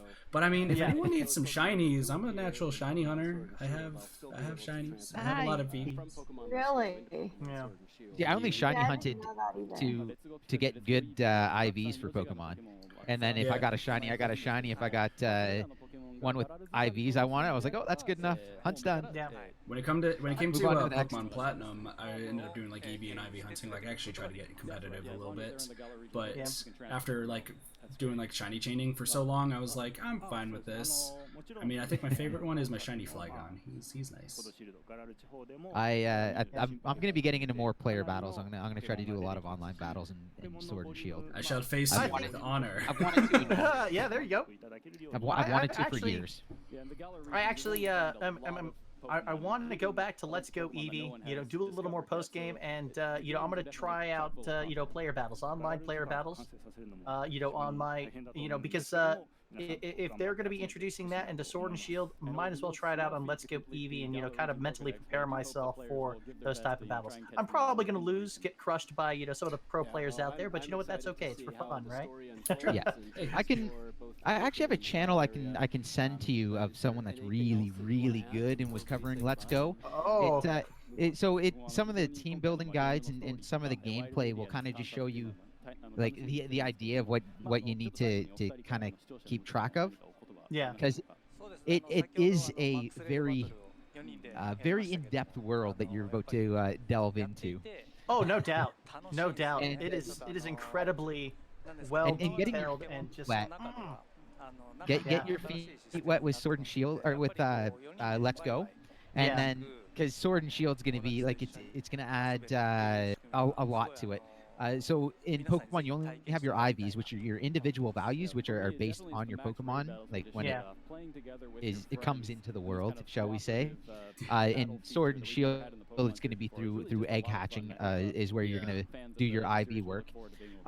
You don't have EVs, which is your effort values, which is more points that you have a limited amount of points that you can allocate into different stats, which allow you to do different things. So that's like another step that's going to be in Sword and Shield that wasn't in Let's Go. You're going to have abilities. So like things like Wheezing is a poison type, so it's weak to ground. But it's Levitate as an ability, which makes it immune to ground. So like there's going to be stuff like that to keep track of, and there's a lot there. A bunch of different abilities. Again, like 900 Pokemon. I know. We could go on and on for you're not going to have to know them all, obviously, because there's like no one really uses the first or second evolutions. Although there is ways to use them, and there's some neat little tricks you can do with those too. Yeah. Get a level 36 Torchic. It's worth it. Sorry. Also, I mean, we could also go on for Pokemon Wild, but I also just want to say, Kazoo, is there anything that also like shot out for you, like whether Pokemon based or any of the games itself that you want to talk about? I feel like we've kind of been going on and on. Well, the Pokemon stuff. I haven't played a whole lot of Pokemon, to be honest, but like it's pretty cool. It doesn't have to just be. I was like asking, like, is like I imagine the Breath of the Wild stuff probably. Like that probably was something that may have like interested you. Like, Oh, it may have been. It may have been, Kit. Let me tell you. I figured because like we're going on about like Pokemon, how to play Pokemon. I'm just like, I feel like Kazoo wants to talk about Breath of the Wild, and I feel like maybe. I feel like she. Yeah, go on. Say oh. Yeah, no, just that. I mean, just that. I'm clipping my reaction to it right now. I'm trying to figure out where to cut it. How are you doing that? Did you do a record or did you do it through YouTube highlights? I was just curious because I haven't tried that. Yeah, you can do it through YouTube. It makes it really easy to get your individual reactions up. Okay. So, Oh, nice. Yeah. But yeah, I went through and I played it at like a quarter speed, the trailer, and like paused it and stuff, try to figure out what everything was in it. Yeah. So there's something that Dumo and I talked about before you guys joined that I want to see what you guys thought about it, which is the possibility that Breath of the Wild, the sequel, could be co-op. That's kind of strange. Oh, that would be interesting. I might have missed something. Is there something that you caught that I might have missed? Based on so like I was telling Dumo, I've not played a lot of Legend of Zelda games based on a lot of reasons. I've not played Breath of the Wild. But based on the trailer itself, like you can always take a lot of information from the trailer. You can take a lot of ideas, and with how like I was referencing in my mind back to what they showed off earlier, Cadence of Hyrule, where it shows like Zelda fighting and Link fighting. Yes. You also have Hyrule Warriors with Zelda fighting and Link. But I'm thinking because they showed both of them together in that trailer, like exploring the same dungeon, where there's like the hand and whatnot. Part of it tricked in my mind, like, could it possibly be that it's not just Link we get to control? Could it be we control Zelda as well? Could there be both at the same time in it? Could it be local co-op sort of thing? And like in my chat, Nate's bringing up a good point. So Zelda can help Link fight there, and it could be like some dungeons that are very, very difficult to handle by yourself. You might not be ready, so you have Zelda helping out as like another player. I would not be against that idea. I thought just based on the trailer, it seems interesting. The other thing I could see is that Zelda could be your Navi. You know, that could be your guidance. It is the other thing that they could be doing with Zelda, but I think people would be very. I think there'd be a lot of outrage if Zelda was with you the entire time and you just couldn't control her. Yeah. I don't know how much physical fighting she does. She'd be more along the magical side with a lot of it. Right. So I'm not really. I don't know. I mean, have you seen Hyrule Warriors Zelda? She has really good with Reaper. Definitely does. Definitely does do fight. She was Sheik. She does like very, very strong character. Even in Breath of the Wild, incredibly strong. Yeah. But more on the magical side than anything else in Breath of the Wild. Well, she took the equivalent of a black hole and put Calamity Ganon in it. You know what I mean? This is okay. Yeah, she fought that thing for 100 years on her own. I mean, that's pretty impressive. Yeah, so, exactly. And honestly, who's doing the rescuing here? You know what I mean? I mean, you know, I'm pretty confident that Zelda, you know, she just needed that little extra help from Link, but you know, I mean, she is a goddess. You know, she's got goddess powers. So like, if the Triforce, it's like Link wakes up, it's like Link, get down here. I need what's in your hand. There you go. I need the other part of the Triforce. Get over here. Mom, I don't want to wake up. And here Link is like, I'll be there. I'm busy buying a house.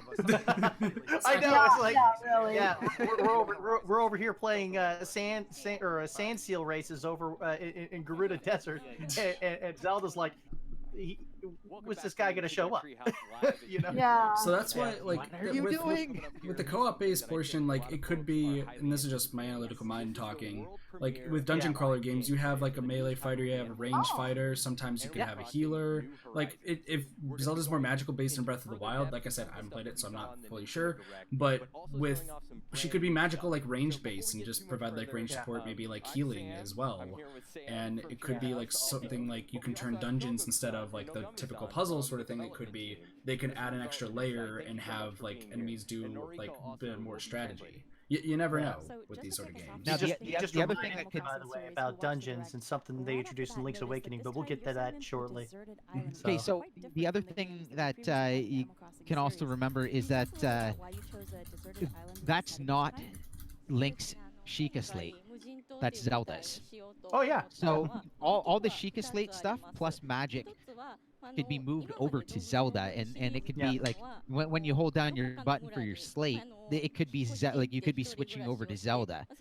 And Zelda could be your puzzle solver while Link hits with a sword and a shield.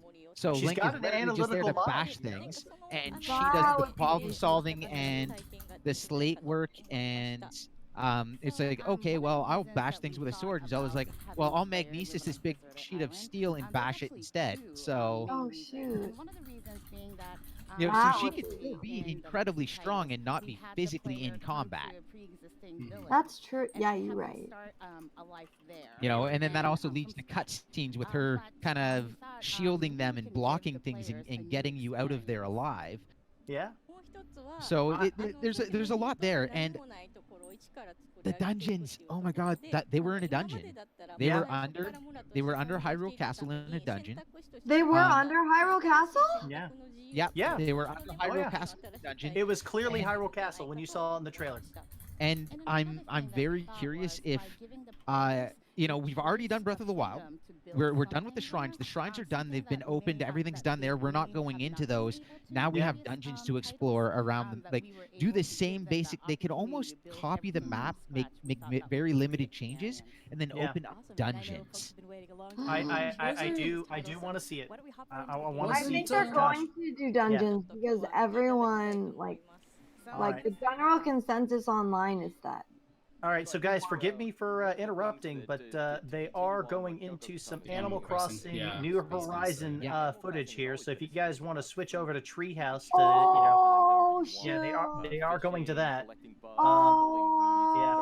So I'm gonna be bringing the volume up on that. So that 49,800 bells. Who has that up? Spare change. There he is. Who has that spare change? I gotta pay. Can I? Complete side note, by the way. How is 49,800 bells like? That's a really cheap price for airfare, labor, and everything. Oh, like, Tom Nook is being really nice there. Can I just say? You think so? You think so? Dude, I mean, look, airfare. Have you seen plane tickets recently? Yeah. A little bit about life and By the way, I'm looking at Twitch right now. Nintendo Treehouse Live at E3. Yes, indeed. There's almost 88,000 people watching the Treehouse right now. I'm seeing that right now. That's incredible. They had like over 239,000 before the live stream even started. I like it. They were up to like 200K. Yeah. This is exactly what I was thinking was. Cool. I see the map now immediately. It seems like it is going to be like a city builder maybe sort of thing. Yeah, and you know what? You already saw in the trailer. They're introducing some features that we've never seen in an Animal Crossing game before. You got the ability to pole vault across rivers, and you could build your own trails. Yeah. Oh yeah, and you can craft your own items too. Like, something that I'm intrigued. They've got my attention. Yeah, I'm one of those, like, the big, crafting. Yeah. I'm one of those big Animal Crossing fans. I'm gonna be right back. I just gotta take care of my daughter real quick. Yeah, no problem, Dumo. We'll be here, buddy. With Animal Crossing, because I'm a big like farm game fan, so on and so forth. Yeah. Like, I love the farming game genre. When it comes to Animal Crossing, one, I'm fine with like the delay. I want it to be perfect, all in all. Yeah. I know some Animal Crossing fans are gonna be upset, but with this one, I said it's like a city builder game. Animal Crossing is kind of a city builder, but it seems like in this one, it's more so you can create the houses. It seems like you can craft it and build like an actual city compared to waiting for people to move in and have their own houses built. I agree. I agree. That's the impression that I got as well. And honestly, I am a huge fan of the idea of being able to put my townspeople where I want them. I'm tired of them going over and building their house on top of my apple tree farm. Or where I built that newly crafted map, yeah. When I was playing, whatchamacallit, New Leaf, I had the cafe, and I had 3 people move in right around the cafe, so you had to go through like a maze just to get to the cafe. I was like, are you kidding me? Yeah, that's frustrating right there. So I think with this one, like, they have people walking around, but I imagine, like, what I'm hoping, right? This is just a hope, and maybe we'll see it a little bit in the treehouse over there. Yeah, they do have Like, Hawaiian shirts now, Tropical. It seems cute. it is very adorable. Like, it's like the Hawaiian getaway. Yeah. But it seems like, and what I'm hoping, right, is that instead of like you may be able to pick and choose what residence you want, like they walk around on the island just trying to see retreat, and then you're the one who builds the house and get in. That's what I personally want. Nook Miles, what the heck? Hold on. All right, so they got do-it-yourself recipes, Nook Miles. They've got a map there. It looks You also like. got I'm a looking at the user smartphone. interface. Yeah.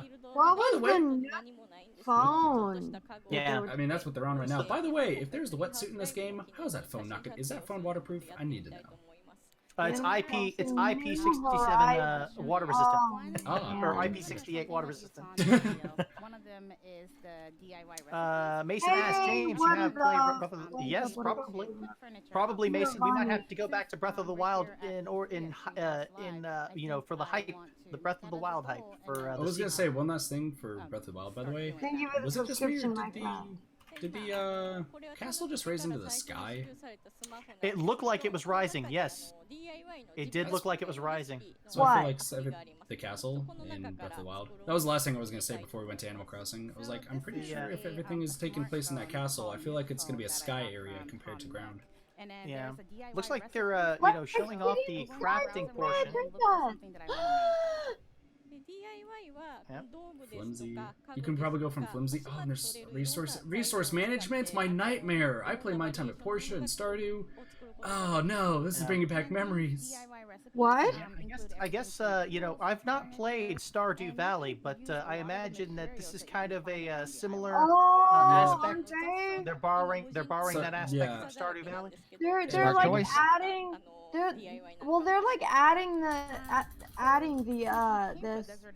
They have this in Pocket Camp, this type of thing. Yeah, that's really. It seems like they're taking a lot of aspects from Pocket Camp, which probably seem like a beta version of this, and putting it on here because it's a lot of research management. Yeah, they definitely are, because it's definitely like a. Yeah.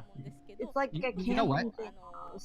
This getting pushed back actually makes this a possible purchase for me. Whereas it wasn't. Really? Well, like buying it this year for me with everything that's coming up, this is so low on my priorities list. But there's I'm interested in it. I'm interested, but it's so low on the priority list. But it getting pushed back to March puts it in a time where not much is coming out. Yeah. Which means that I'm like, this is like there's a good chance I'm getting this now. But there's multiplayer you can join. Also, this garden they're showing off right now, or this place has a lot of weeds. But how many players can join on multiplayer? I saw a lot of people in that trailer. They need to talk about the online. Now the other thing is, can my friends join? Exactly. Oh God, yeah. This shouldn't even be a question. Yeah. Well, here's the thing. Here's the thing. When it comes to Animal Crossing, like New Leaf was really good, where you could go to public ones that people put on the forums, right? Yeah. But most of the time, you can go to friends. And how did they find the Lucky Rock immediately? Oh my goodness! It was programmed in for Treehouse specifically. Listen, Welcome to the even still, I am going to be surprised. Yeah. Listen, here's some of the questions that I have going into this. Number one, did you guys catch how many playable characters were on that screen near the end of that trailer? There were a lot, at least 8 that I saw. Trailer? It is 8. For Animal Crossing? Yeah, and I am hoping that those are all friends online via the internet. That's what I am crossing my fingers. With Animal Crossing, they're really good about having it just be friends and keeping your place private. Like there, if you see on the map, like if you're watching the treehouse, they have the map in the bottom right corner. There looks to be a dock. What I imagine is the dock functions very similar to the train station, where you can at least say if you want your place to be private. And there really wasn't in the past. Oh, hi. My daughter wants to say hi to everybody. Hello. Hi. Wait, what? Hi. Hi. Oh. Hi. Your mother and daughter? So that's my youngest. She saw the mic and she asked if she could try it. Oh, I'm gonna distract her. That's adorable. Hi, sweetie. But yeah, with the dock though, it's probably going to function like the train station, where you can have it only be your friends and whatnot go in. Yeah. So you can even invite your friends and so on. Everyone will have a different code. Yes. When it comes to the Switch, since it gives more multiplayer capabilities, you probably could make things public, but the way Animal Crossing has worked in the past is if anything public-based, you have to put it in the settings yourself and open it up. Yeah. It's like opening the gates. I believe with New Leaf, you could open the gates to let the public go in, but to play with others, like it would be in a dream sequence. There was a dream sequence. But if you play with friends, you need the code. Yeah, you had the code. So in this one, I imagine it's going to be the same way, where it's going to be like you need at least a Switch code, open it up to friends, but you can also do private with probably like a password. So I believe they even did that in New Leaf to prevent other people from just randomly joining and messing it up. And that's why they even had the Dream Suite, because Dream Suite you can go around and mess with somebody's town if you really wanted to, but it was in a dream, so it didn't do anything. Yeah. Yeah. I'm hoping that makes a return too. That was a wonderful feature that they rolled out. You know, being able to visit any town. They could live anywhere in the world as long as you had that Dream Suite code. You can actually go and visit that town. I tell you what, some of the most creative towns that I have seen in Animal Crossing New Leaf using the Dream Suite codes was Japanese players. And they created some really creative setups. What is the name of that one? It's the story-based one. Yeah, the one where they talk Ica Village. Ica, yes, the Ica Village. Because I was watching. I don't know if you guys know Chuck Conroy, but I was watching him play. Oh yeah, that's where I got the Dream Suite code myself. Yeah, from Chuck Conroy. Oh man, I've like watching his series on it too, and just now seeing this. I need to go back and watch it. I gotta watch it again. You know what, and I'm gonna extend this, to my viewers as well, guys. If you want to check out my town in Animal Crossing New Leaf, if you're a member of my Discord server, guys, my Dream Suite code is in the friend code section of our Discord server. Feel free to check out my town in Animal Crossing New Leaf, and give me some feedback. Let me know what you guys think. All right, so there's that shameless plug. Sorry about that. Miles are a point-based system. Oh, okay. Oh, I didn't clip my reaction to Animal Crossing. Hold on. Like, it looks like you have achievements in this game, similar like trophies in the past, because they're showing off the miles more so, and you get, it looks like miles are like a point base to unlock things in the future, like for traveling. Maybe you can like make multiple islands or something. I'm interesting. I don't know. It showed like the pig-looking thing like running across the globe. So the fact that there's like Nook Miles. Yeah, when I see Nook Miles, I think of cat points that were introduced in the Animal Crossing New Leaf Welcome Amiibo update. Does that kind of, is that a nod to that? I wonder. Possibly. I wonder if that was like a, some sort of, I don't know. But I have not played Animal Crossing Pocket Camp. My wife has played it, and I don't know. I might have to pick her brain about that. Maybe they introduced that in Animal Crossing Pocket Camp. I don't know anything. This, if I get this, is going to be my first Animal Crossing, and again, because of where it lands, I have a feeling I'm getting this because I will teach you the ways. Oh, well, you can teach me the ways too, there, Katafi. We learn together. Multiplayer, if we can join each other and actually. Oh yeah. Like that's gonna be good. Like, yeah, you don't even have to. Yeah, you don't even have to say. I already know. Oh, you already got me. You got me, dude. Listen, you got your farming game guru right here. Apparently. Yeah. There we go. What, 4 right now? I don't know. It's like a survival game. Where you team up with your friends and you get to work and you get. I mean, not a survival game. Sorry, I meant like a cooperative effort. Where you guys are working together in an online space and building and crafting and just building the land to however you want it, however you see fit. It's just this is an Animal Crossing game that I've always wanted. And if they bring and back they're finally the coming out with it. I'm excited to try it, and again, if I can try it and play with people, like with viewers, with other streamers, it's gonna be a lot of fun, I think. Yeah. Now the thing is, the one thing with us being streamers as well and content creators is when it comes to playing this game, Animal Crossing is very much you have to play it like every day or so, or at least check in. It's great that this is on the Switch too, because of course you can the Switch portable. You can just go like I can go to work, just log in real quick, talk to town people, and go and so forth. Also, yeah, look at this. It's Nagomi. They got Nagomi in the Animal Crossing there. Yeah, co-op. Look at that. Both of them are in. He's got his lab coat and everything. That's great. So that's two people playing, and they're all they're on the same console right now too. So it's co-op. You can play at the same time, which is really good. But the one thing I'm worried about is I'm gonna probably have my wife on board. If they're gonna do cooperative gameplay like that, you know what I mean? So that's gonna be great. She loves Animal Crossing. Yeah, it's gonna be really good. This is co-op though, so like it's on the same screen, so that's probably why they have to be like very close. But I will say the one thing I'll be like a little bit worried about would be I just thought about it and now it left me. Now I'm a brain fart here right now. Well, you got to be on the same screen. Yeah, you have to be on the same screen. That was I was gonna say something more like checking in on the town. That's right. Because if you're checking in on the town, like streaming it would be like streaming it every single day to check how the town is. So that's why probably videos would be the better format for it if people are watching. Right. Yeah. The thing is, I wouldn't need to. I don't think I'd need to show me just checking in on the town. Yeah, exactly. Like if something like really big is like with Chuck Conroy's, like I think Chuck Conroy's like Let's Play of New Leaf is probably like the pinnacle one. Oh yeah, you can go off screen. It just has a little. Oh, interesting. Oh, and he pops. Also, and he just pops up. There we go.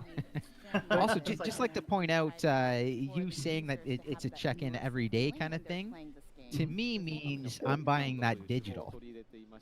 Yeah. So that I don't have to swap games because that would be digital was always been a good one.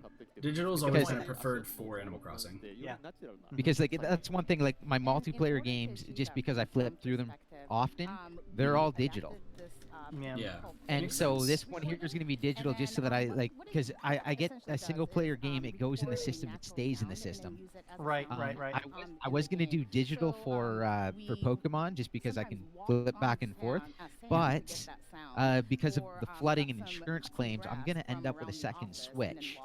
Nice. So I have a funny feeling that I'm going to have one game, like I want to be able to flip the game back and forth between the two systems. Yeah. And then trade with myself. So they're probably going to end up being physical versions just because of that. Yeah. But yeah, with Animal Crossing, it's best to do digital, and it's good to check in. But I imagine like once again, Chuck Conroy's Let's Play because it's kind of like the pinnacle one that a lot of people refer to because his absolutely. Like kind of the best one that people go to. Palette's a fantastic town. Like he ended up showing off the first month maybe in like video format, but then also just showing like special events when you're playing with others, different mini games. Like that's probably what the streams will most likely be that you'll see on YouTube. At least with me when this game comes out, I'll probably like try to stream it as much as I could. But I think after like a month. This is gonna I'm gonna kind of give you guys a little bit of my strategy as far as featuring this game in a live stream format. I can tell you the first couple of weeks live streaming the game, I will probably more focused on building, kind of strategizing and determining what exactly I can do in the game, and if I have to build things, if I have to put people in places and everything like that, I'm going to kind of get acclimated to this format, and then as time goes on, I'm gonna try to bring in some more of that online multiplayer experience to that as well, because all of us have to get our feet wet and kind of get immersed into this new horizon experience that is Animal Crossing. That way when we do start cooperatively streaming this on each other's channels, and then we start saying, hey, come on over, once we start doing that, I think we'll have a better, better knowledge of how things are done. You know what I mean? So I don't know if you guys agree with me on that, but I think that's probably the best strategy going into this as a live stream experience. I have no clue. As a I really don't understand the game at all. Like, other than it's like collectathon, farmathon, building. So I'm just dipping into my farming game knowledge because I play a whole lot. Like currently Stardew, my time at Porsche, Viva Pinata, and I played Minecraft a little bit on the side because my roommates have been into it again. It's a good strategy, all things considered. Just trying to at least make a format first and foremost, and then going through to it. Because if you go into a game like Stardew, or in this case Animal Crossing, and you have no plan, right? You're just like, I'm gonna do all of the things. You're gonna get overwhelmed really, really quick. Oh yeah, and I've seen people start Stardew.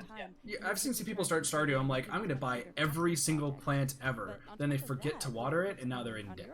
It's like, okay, do 5. Make sure you water them. Okay, then talk to people. Like in this one, you gotta do, at least from my experience, especially with say my time at Porsche, a different one. You have to do everything in chunks. I like how in their version of the map right now, there's 3 chunks. Focus on the bottom first. Get everything you want looking there. Expand to the left. Then expand to the right. You need at least a little bit of a game plan, but you don't have to go into a game like this and be like, here's my map. This is where the house is. All right, next house right here. Just have a general idea of crafting is the thing I want to focus on first. Right. Exploring. Have a general idea and then go for it. Don't plan out a map. You're gonna get bored really quick. Yeah, it's a how should I put it? They start off with a small portion of the map right here, and then it's basically your little corner of land, and you own it. So I guess just concentrate in that. And Katathi, correct me if I'm wrong, but basically what you're saying is just concentrate and focus on this specific part of land before expanding out into other areas of the map. Am I right? Correct. I mean, it doesn't seem like there's because most of the games, farming games nowadays, have energy-based systems, which Animal Crossing, thank goodness, does not. So it may be best to also just go around exploring and just kind of get a general lay of the land, and then exactly, just focus on your little plot of land, get a general idea, stylize it. If there's a bunch of weeds, get that beautiful town ordinance, because if you don't, I'm gonna be upset. I'm not seeing. Yeah, as far as we can tell, based on what we're seeing right now so far, I'm not seeing a town hall. It's almost as if you're like, hey, here you go. You're out in the world. You might be building the entire. Well, there is kind of a post office little tent that they've gone into a few times. Yeah, which is you talking about Tom Nook? Yeah. So that might be a place you can there too.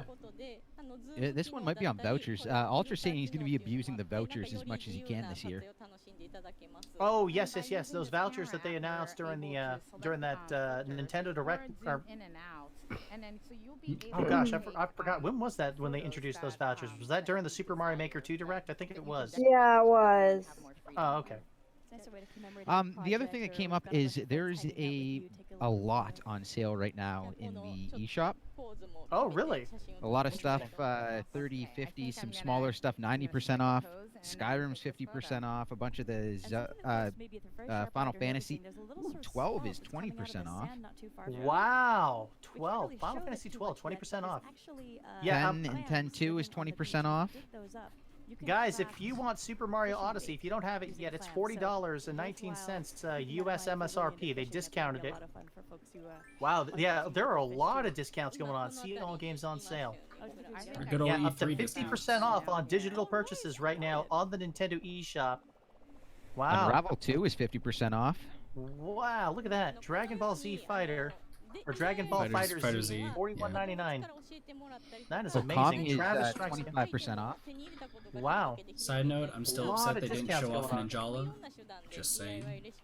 Yeah. I don't know how much the discount is on Monster Hunter Generations Ultimate, since I already have it purchased, but it's on sale and people should buy that because it's amazing.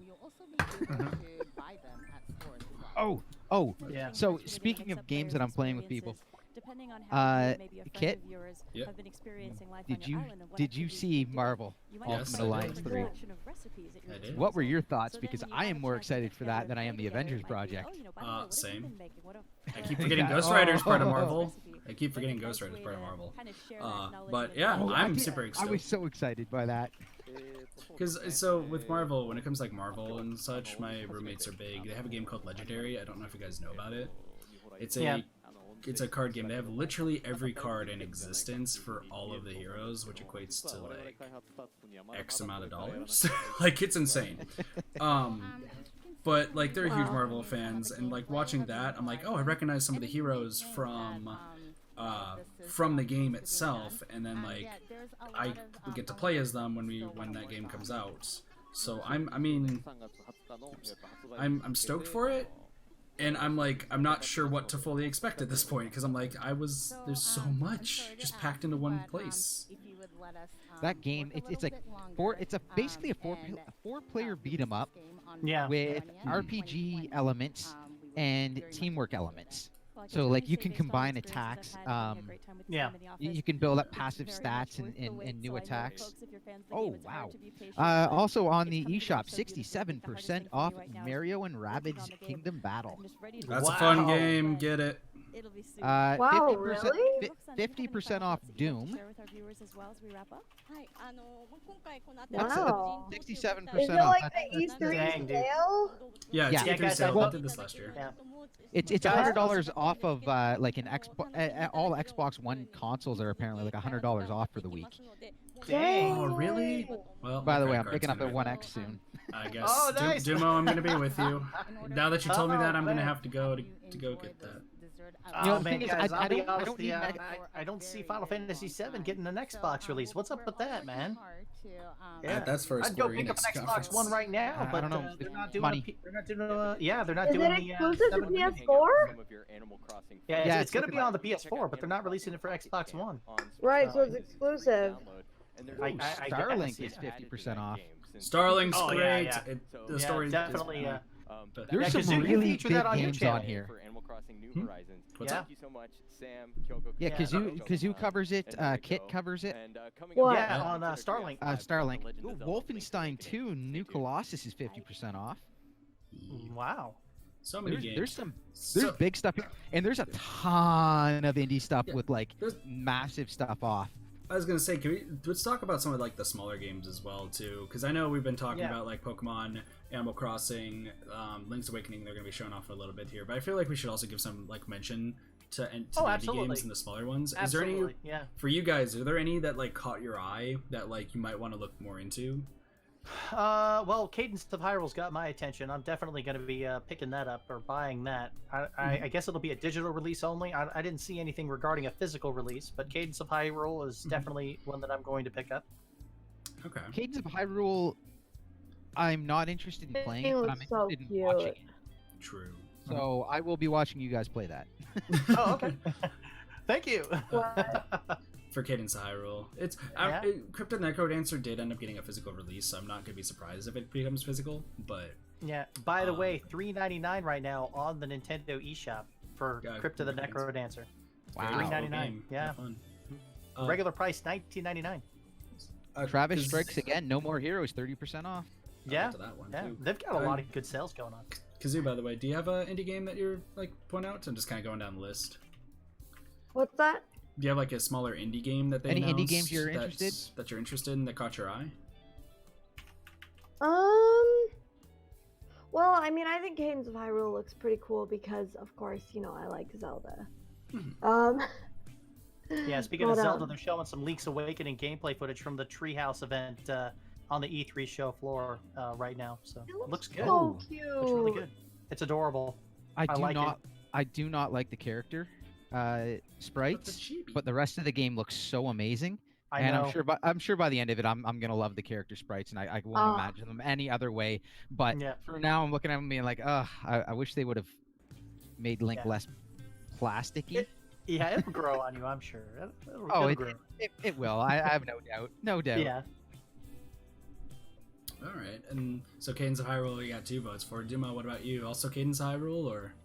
I'm interested in it in the fact that I want to see what it is that they approached Nintendo with and was like, you need to let us have Zelda. Give us Zelda for this. That's what I'm interested in. The game itself, I'm not big on that style, like rhythm style games. Yeah. It looks interesting to me. Rhythm games are my life. I'm just gonna say that. That's my life. You played Rhythm Heaven Fever much there, Katafi? Funny enough, that's the one I have not. I have like Rock Band, Guitar really? Hero, Udapuri, for mobile. Like I've been told to play Rhythm Heaven or Heaven, both of them, I guess. But I've just they're great. They're great. I love them. I shall play it. There's one game, like I wrote down like a huge list of like everything that was covered. Cadence of Hyrule is definitely good. I'm trying to remember what was the game that came right after Cadence of Hyrule that they showed. Like I wrote down Tokyo, but I feel like that was not the name of the game. Right after Cadence of Hyrule, the next thing I remember is the trailer for Breath of the Wild 2. But you skip past Animal Crossing and Banjo? Okay. The last thing was so big, I can't remember anything else. I know. That's what happened to me. I was just like I was fine up until that point, and then that one just kind of. I know, it's like indie. Amnesia. Well, I know there was the indie stuff at AC, but Hype Amnesia is going to be a Dauntless. Dauntless is a good one. Dauntless is a really well done game. It is indie. It's on it's going to be on all platforms. I hope there's cross-play and cross progression. Yeah. But yeah, it is like you guys know I like Monster Hunter. And it is essentially the Fortnite of Monster Hunters. So it's free to play. You're going to hunt monsters. You're going to get abilities. You're going to kill big things, and you're going to get drops from them to build other weapons and armor to fight more bigger and stronger things. And it's continually updating. They have events every month. It's really well done for what it is.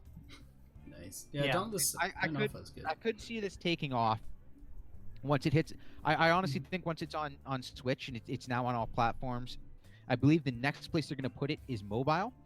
And once it's on mobile, I think it's going to explode. True. Yeah. I figured out what Tokyo is, by the way. It was the Mario and Sonic Tokyo games. Oh, right. Yeah. That was hey, Finn the Human. Hey, Goku. Thanks for the raid. Yeah, raids. Oh, awesome! A live reaction. It was a live reaction. Oh yeah. But it's also people talking on Discord now. Now we're discussing. VG. Looks like they're going to the next segment here. I'm imagining it's probably going to be some Link's Awakening gameplay footage here that the Treehouse is doing for us here. Yep, there it is. There's AG Ayanuma. So clearly, we're going to have some Link's Awakening footage from Treehouse here very shortly.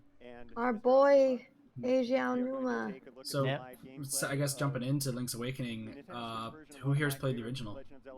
I have. I haven't. Absolutely, dude. Absolutely. It's a wonderful game. I love it.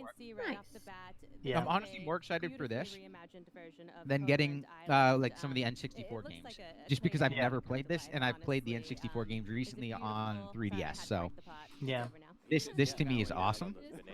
It is so cute. They really went all out on this. They didn't have, dude. Nintendo did not have to do a remake of Link's Awakening. They really didn't, and yet here it is. You know, people on like the screen for right now, Link's Awakening. It's the very real thing that's happening, and I'm just so hyped, so excited for this. I can't wait to get my hands on it, guys. The release date for this game coming much sooner than expected. They're going to be coming out with this game on September 20th. Yeah, very close. I think I expected somewhere around September. Yeah, I thought it was going to be a December release, to be honest with you, Dumo. I was expecting Animal Crossing in December. Yeah, well, we know that now. That's going to be March 2020 released. and I guess they needed more time to develop that game. Which you know, I'll give it to them. I'll give it to them. You know, it kind of gives us live streamers a little break, I suppose. You know, to concentrate on some of the other releases that they're going to be doing this year. Gives me a chance. Yeah, to well, save I some more mean, money. just in general, it lets everyone Yeah, definitely. have a break from. Know what you guys are talking about? After watching the other conferences too, I'm like, there's so much I gotta play. I know, man. Oh, yeah. That dude.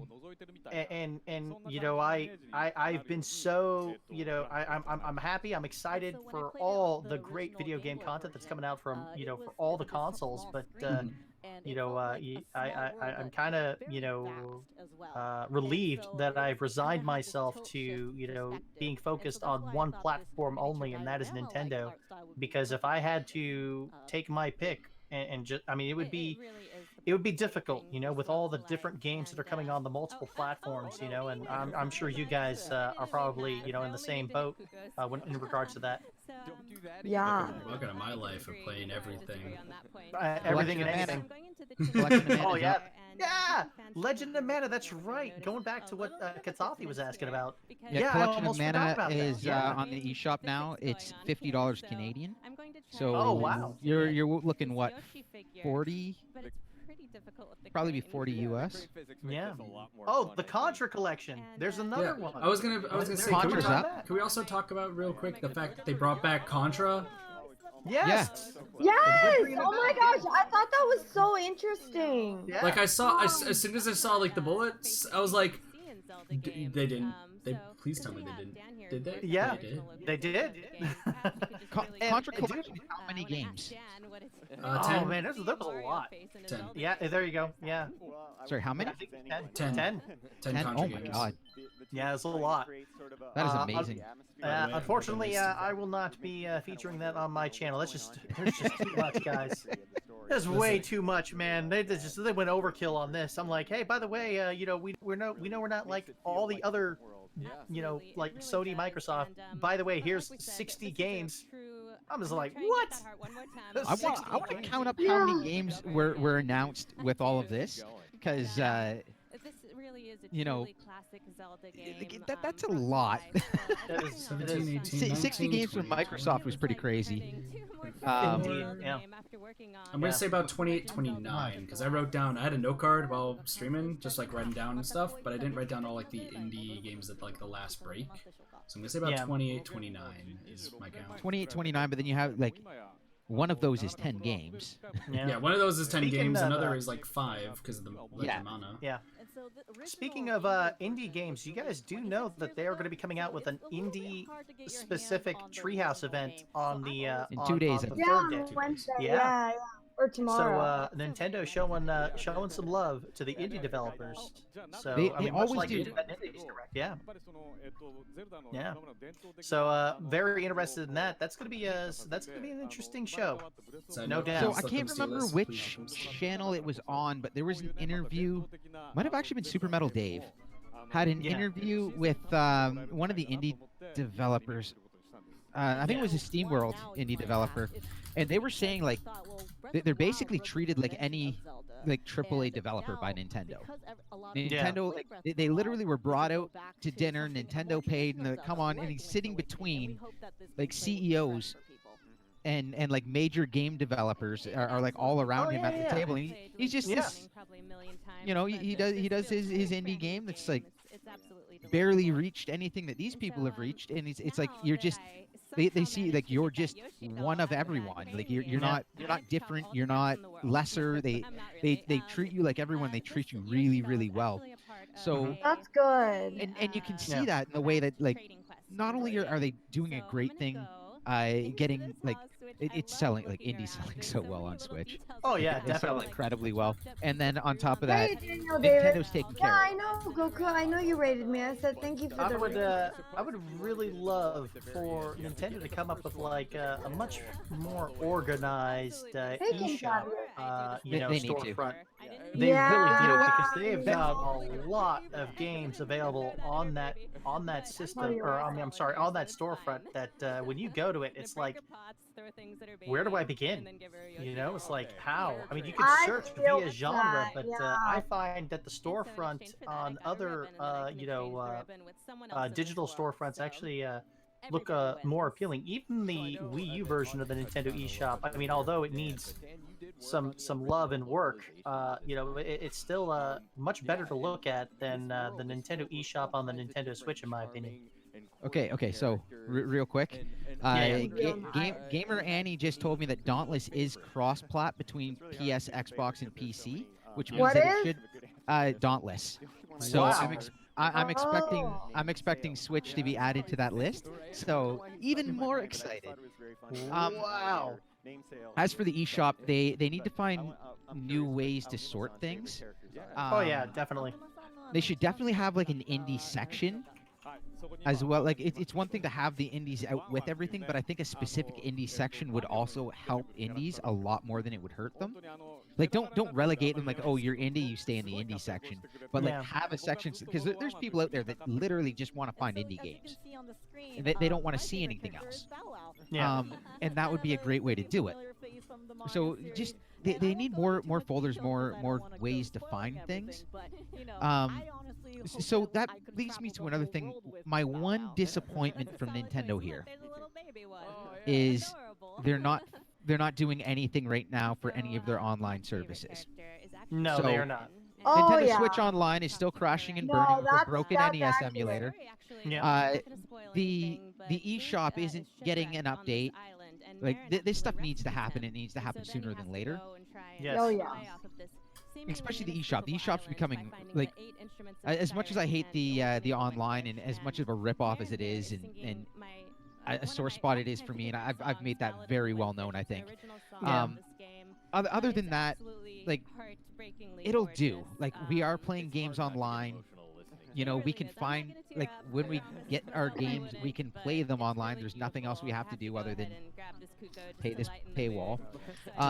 But the eShop needs something. Like, it's going to start running into a problem where games aren't being sold or bought or played because you can't find them in the eShop.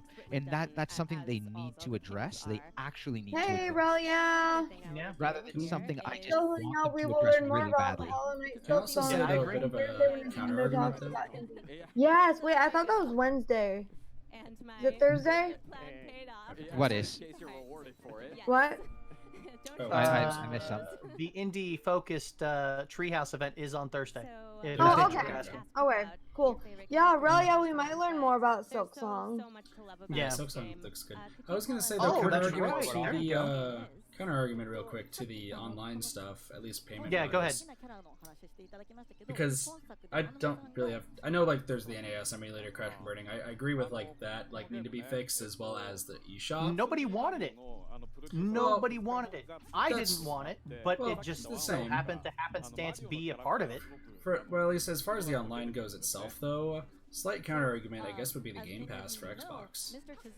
Because that's, I mean, if you're an Xbox player, I mean, right now I think it's still $1 for the Ultimate Xbox Game Pass for like all the games and on PC. such, and, like, the stuff, and on PC. Yeah, well, I mean, yeah, it's you $1 can for play it both. on PC now.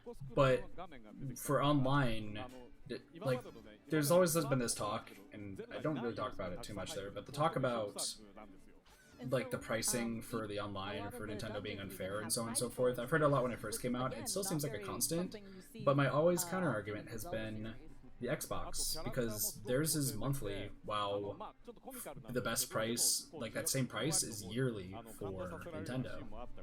What are you getting in comparison?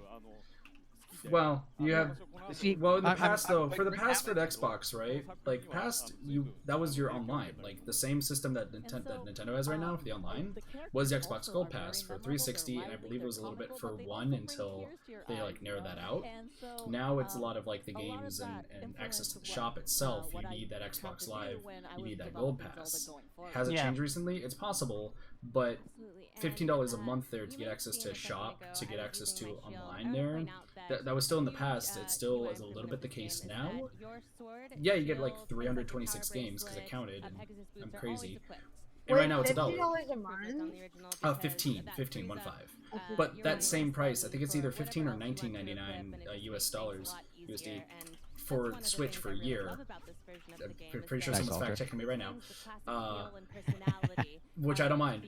Like, I understand people don't like the online service itself. It does have some kinks, but I'm trying to also be like, pricing is probably not one of those kinks, because I feel like Nintendo is very fair when it came to the pricing for online. Yeah. Compared to... I think they literally have priced it as high as they can without literally making, like, if the only thing that's good about your service is the price, that's an issue. Yeah, I mean, that is an issue. They had an issue. They had Don't get me everything, wrong. but they had all of this for free and more. Oh yeah. Yeah. Like, Which I why don't get me did wrong, it they is keep, in... like, what they should have done, if they really want to do this, why shut down the Miiverse servers, bring them over to the Switch, and make us pay for that? Then at There least we we got go. the same thing, but then we'd have our messaging. Give us voice Yeah, chat. then at least Give we us voice actually chat. have something. Give us more than 300 friends. I know that's a weird thing to argue, and it's trust probably me, not gonna dude. happen I'm because whatever. Side note, But- Dumo, I am from a community from Utana Prince Sama for mobile, and every single day we ask for more friends. So don't even say that asking for friends is a dumb thing. We ask for it every day. It's just a pain. It's just a pain, dude. It's just a pain to have to go in, delete a friend just so you can That's true. approve friends, No, so they can get you. Yeah, I hate it. Absolutely is a pain. Online experience. It's just don't get me wrong. Like I want more friends. I'm not even at the limit yet. Not even. I'm probably not even Same. close. I don't even know. But the thing is, it's it's just a matter of convenience. It's not a normal issue for people. Is all I'm saying. I have hit that limit so many times. But yeah, again, no, you stream, you have people looking to try to play with you specifically. Right. Most people are never going to hit the 300, so I understand. No, that's true. Like I'm not gonna lynch them over that, but Yeah. it is something I would like to see more of. But Yeah. it's the no text chat, no voice chat, no. Like that on like the phone app. Oh my god, the phone app. That phone app. Like, do you know how good that was supposed to be? Like what they were talking up. They were talking about you would be able to set up a lobby on the app. Yeah. And then enter a game, and as you entered the game, it would load into the lobby. And then while you were playing Splatoon, you could set up a Smash room, and then everyone could just switch over and straight into the Smash room while you're playing Splatoon. Oh wow. This is the kind of things they were talking about. They were supposed to have your chat and everything, your text chat and your voice chat were all supposed to be there and available while you're away from your system, so that when you come home, you turn on your system and it loads up into the room and into the lobby. You don't waste time. Like that is what they were talking about. Like this is the advantage. This is what it opens up. It's like, okay, well, what have you done with it? Nothing. Yeah, they have nothing to show for it. And you know what, Dumo, I mentioned this at the beginning of my live stream, and I have a theory. I believe that there are some some leadership figures in Nintendo that they're part of what I like to call the old guard, where you could see this in their Nintendo Switch reveal. Yeah, it's all local play. It's all local play. You bring your Nintendo Switch, you invite your friends over, and everybody plays locally. There's none of this. They don't show. Yeah. They don't get me understand wrong. the age of the internet. Don't get me wrong. I love that they're pushing local play. Yeah, I think it's great, but you gotta understand that's not what the market demands. But but the thing is it not what the market demands, or is it that the market doesn't have the option? Yeah. Because that changes everything. Yeah. And like it's Well, the same it's with both. like, It's both. but it's the Because same they as don't like have the option. They're not demanding it. it's like 3D movies. I remember 3D movies. They're talking about, oh, this movie did so well 3D. Everyone wants to see it. It's like, you're talking about the first month? It was 2 months before it was in 2D. So don't tell me 3D is so amazing, because that's all the people could see this massive movie in. And it's the same thing with this, where like, okay, I get it. And like, I do want to see the online better. What I don't understand is how they don't understand that what we want for our online is the couch co-op with our friend that we are across the country from or across the ocean from. Yeah. That's what we want. And that's for exactly. some reason they don't get it. Yeah. I don't understand why. Yeah. We have the ability and big players like Sony and Microsoft, they have the infrastructure, they have the capital to to support this type of service. And it just so does Nintendo. Yeah, and it amazes me that they haven't they haven't capitalized on that, much like Sony and Microsoft have. They have the ability to do it. We know that they have the ability to do that because they had services like Miiverse in existence. They had the ability to create private lobbies through Splatoon 2, Super Smash Bros. Ultimate. You could do tournaments, to hold private sessions through Mario Kart 8 Deluxe. So the ability to do that is there. They're just not embracing it in all of their IPs. And it blows my mind because Super Mario Maker 2. Oh my God. It still confuses me. It more than confuses me. It's not so much that they did it; it's their reasoning that confuses and angers me. Yeah. Their reasoning was leaderboards. Yeah. Well, they wanted to make the I know leaderboards fair. the reason is so stupid. Okay. Nintendo, have you heard of unranked play? And I know they have because Not even. we have Splatoon and Smash. Like, come on. Not even like that. That's not like I'm fine with them being like, oh well, the problem is they're doing it wrong. Yeah. If you have a leaderboard, it is to be the best of the best. 300 friends is annoying. Ralia says. Some The online has been missing. The online stuff has been missing the mark like crazy. True. I want to Kazoo. I want to collab on Super Mario Maker 2 with Kazoo. Nintendo is killing that. Well, yeah, you're right. It's like they are telling me how to play. Exactly, Relia. Yeah. That is a good point, Relia. My big issue is they always say like, oh, play anywhere, anytime, any way you want. But no, this is not that. This is Nintendo, not it's not 1999 anymore. No, it's not. Again, like to the 21st century, Nintendo. It's 2019. Get with the program. I watch a lot of competitive here, stuff, Nintendo. and Get with the leaderboards time. are supposed to be competitive. So you're going to tell me that the best times in the world are going to be put up by me and some random person, and I could be the best player in the world, and I'm going to have to keep going over and over and over again into these random people to find someone decent to put up a decent run and get the leaderboard? That doesn't make any sense. Your leaderboard is pointless. Now, if your leaderboard was friends only, yeah, that'd be pretty annoying. But guess what? Friends only would give you a legitimate leaderboard where you're actually seeing the best times that can be done on that stage. Yeah. And that's what annoys me more than anything else is that you literally, like, your reasoning spits on the entire purpose of the leaderboard. Right. The leaderboard being the reason should be the reason why it's friends only. I mean, Splatoon ranked is no friends so that everyone's on an even playing field. Right. And I'm fine with that. I like that. I'm perfectly okay with ranked there. But this is like two players or whatever trying to get the best time. It's not competitive unless they have communication with each other. Just like Splatoon. You don't do tournaments with randoms with no voice chat. That's why there's voice chat natively in Splatoon in LAN mode. Because when you go to LAN tournaments, they do it over the system. Like the voice chat is in the game. It's their team on the game in the system. Online, everything goes through Discord for the voice chat. They're always chatting. It's always with your friends. That's where the competitive lies. So if you're going to tell me that it's because, well, it's competitive, well, no, it's not. If you don't have any communication with the person you're with, it is not competitive in any way, shape, or form. And that's what bothers me. Yeah. Wow. I'm on the same boat there, Dumo. I mean, your excuse negates the entire reasoning of having the leaderboard. So you'd be better off to be friends only on the leaderboard and then not have the no friends, which is what they've done is you must play with your friends and only your friends. Yeah. And that's common. As Raya says, Mario Maker 2 is going to get toxic with people leaving games if you are not a good player. if you want to rank in Mario Maker 2 with a random, and the random is a 10-year-old having fun, that is going to suck. Yeah. Yep, exactly.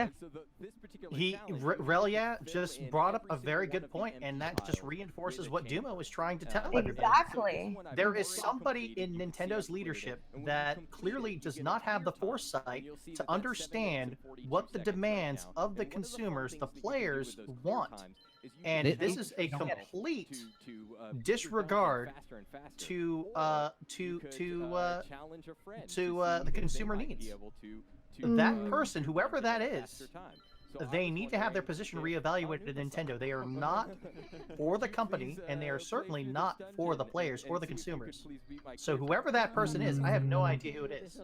But See, I wouldn't go quite that far. They clearly don't have any foresight. I wouldn't go quite that far, but they need their eyes open. Well, yeah, they need something done, and I'm hoping that somebody will open up their eyes and decide, hey, it's time to update Mario Maker 2. Let's allow our fans, our players who buy into this, the opportunity to choose who they play cooperatively with in Mario Maker 2. When that day comes, I will be satisfied. But until then, I am not happy with this decision. It is it is embarrassing, and whoever that person is, I'm not confident in your ability to do what is right for Nintendo and for the consumers. Honestly, what this feels like is either a complete misunderstanding or an attempt to give us something that we're going to be hyped for later, and try to trick us into being excited for something that should have been there day one. And I'm not big on that. It's the same reason why we have Toad and Banjo-Kazooie coming to Smash. I don't think we have Toad. I mean, Toad's no, it's the Hero from Dragon Quest 11. So... Yeah, Dragon Quest 11, the Luminary, the hero from Dragon Quest series, is available as will be available as the DLC fighter, and then of course Banjo-Kazooie will be coming as the next DLC fighter for Smash in fall. So that means that there are 2 more slots left, 2 more openings for DLC fighters for Super Smash Bros. Ultimate. I think my clear time again was like 7 minutes. Well, 2 more for what they say. Yeah. I'd tell you what though, it is a. I mean, we can go on forever, Dumo, about how unsatisfied we are with Mario Maker 2. I mean, I'm on the same page as you, man. They've had plenty of time to get their really awesome. Do you mind if I chime in? Yeah, sure, absolutely. Go ahead, Katafi. By the way, everyone who's on my stream, you guys should definitely go and check out my YouTube right now, because I've got all of the I've got all of my like cut up live reactions. Now I think I can't wait to see it. I'm trying to like collect my thoughts as you guys were talking about like the online stuff. Like, okay, what kind of puzzle am I going to face? I feel like I'm in a boat of my own. I feel like I'm in the middle of the ocean right now and just like sailing just solo about this train. So yeah, I understand you guys' like issues with the online, right? There's with a leaderboard, like the leaderboard reason is dumb. I will fully admit that. Yeah, I was saying earlier. Like, as somebody who constantly like works on leaderboards and such, or not really works, but tries to get on them itself. Yeah. Once again, I'm just gonna keep referencing my community I'm with you, Dupree. Like, leaderboards are a huge thing there. But I feel like with online with Nintendo, I don't think it's so much that maybe they don't want to. It's not so much that they don't want to, unless they very out said it and I missed it. I think it's more they're more comfortable with hardware than software. At least in like they're good with making games, right? They're good at making consoles. Like, even though Wii U didn't sell well and GameCube and such, GameCube is still a fantastic console. The Switch is a fantastic console. The Wii is a fantastic console. I don't care what people say about the Wii U. Wii U, I think, is fantastic. I think Nintendo definitely shines when it comes to hardware compared to software. And with the online service, I don't think it's something that's like they don't want to get back, like they don't want to do the online and put that in. It just probably is difficult for them because it's something they're maybe not used to. Because when a game design company, right, they have different teams. You have the Pokemon company making Pokemon, you have Mario making Mario, Kirby, Hal making Kirby, right? Yeah. But you don't put a Mario person make Pokemon. Those are two different games. You don't put Pokemon making a Yoshi game. Two different games. Similar in the vein of hardware to software, you don't have hardware engineers trying to do like software. The hardware engineers can all be about. Yeah, why would you have software engineers try to do? But you know, you can hire people for that. You could, also but once again, also counter to that. Do you know who made Splatoon? The Animal Crossing team. Yeah. Okay. Yeah. So there's ways to step outside the boundaries, right? But like every designer and software developer and hardware developer have their niches. That's fair to say, right? Sure. So you might have the hardware team be incredibly like they want like the online feature, right? We don't know exactly what Nintendo thinks. We don't know. We know that the consumers want. We want to have online. Like you guys want to have online for Mario Maker and like can play with friends, fans, so on and so forth. Like online rather than LAN. Oh yeah. But the way that the hardware has worked for those games in the past, and yeah, they're living in the past a little bit, but they've always been really good at the local stuff, and that's where Nintendo shines. They haven't really shined in online, and that's just because Nintendo has not been really good with online. Yes, they maybe should hire some software engineers, but when their prime focus is making the game itself and making sure the hardware and the system itself is good, they make a lot of money. They could definitely hire it, but if their main focus are the games and the hardware, that's just kind of what we just kind of have to deal with so far. But definitely, like, if Nintendo wants to, they should be making like some software engineers to work on the online. They should be getting like an entire department devoted to that. They haven't. It seems like they haven't. And that unfortunately is what it is, but it makes sense on why they don't have it for like Mario Maker 2 and whatnot. It's primarily because they're focused on the hardware in the game. They want to make it as best they can for like a single player because that's what they mainly do. That's Nintendo for you. Xbox and PlayStation, Microsoft, Sony, they've shined in the online space. A lot of indie developers shine in the online space. Yeah. Nintendo, yeah, they have the old ways of single player and like local Single player multiplayer is the and couch best. co-op. Yeah, but hey, that's where they shine, and you can shine with single player and couch co-op. That's perfect. Yeah. But you can't, like, it's very hard for a company to be good at everything. Sony's pretty good with for Sony, for example, they're good with online and they're great with single player. But couch co-op Sony game? None really comes off the top of my head. Same with Microsoft.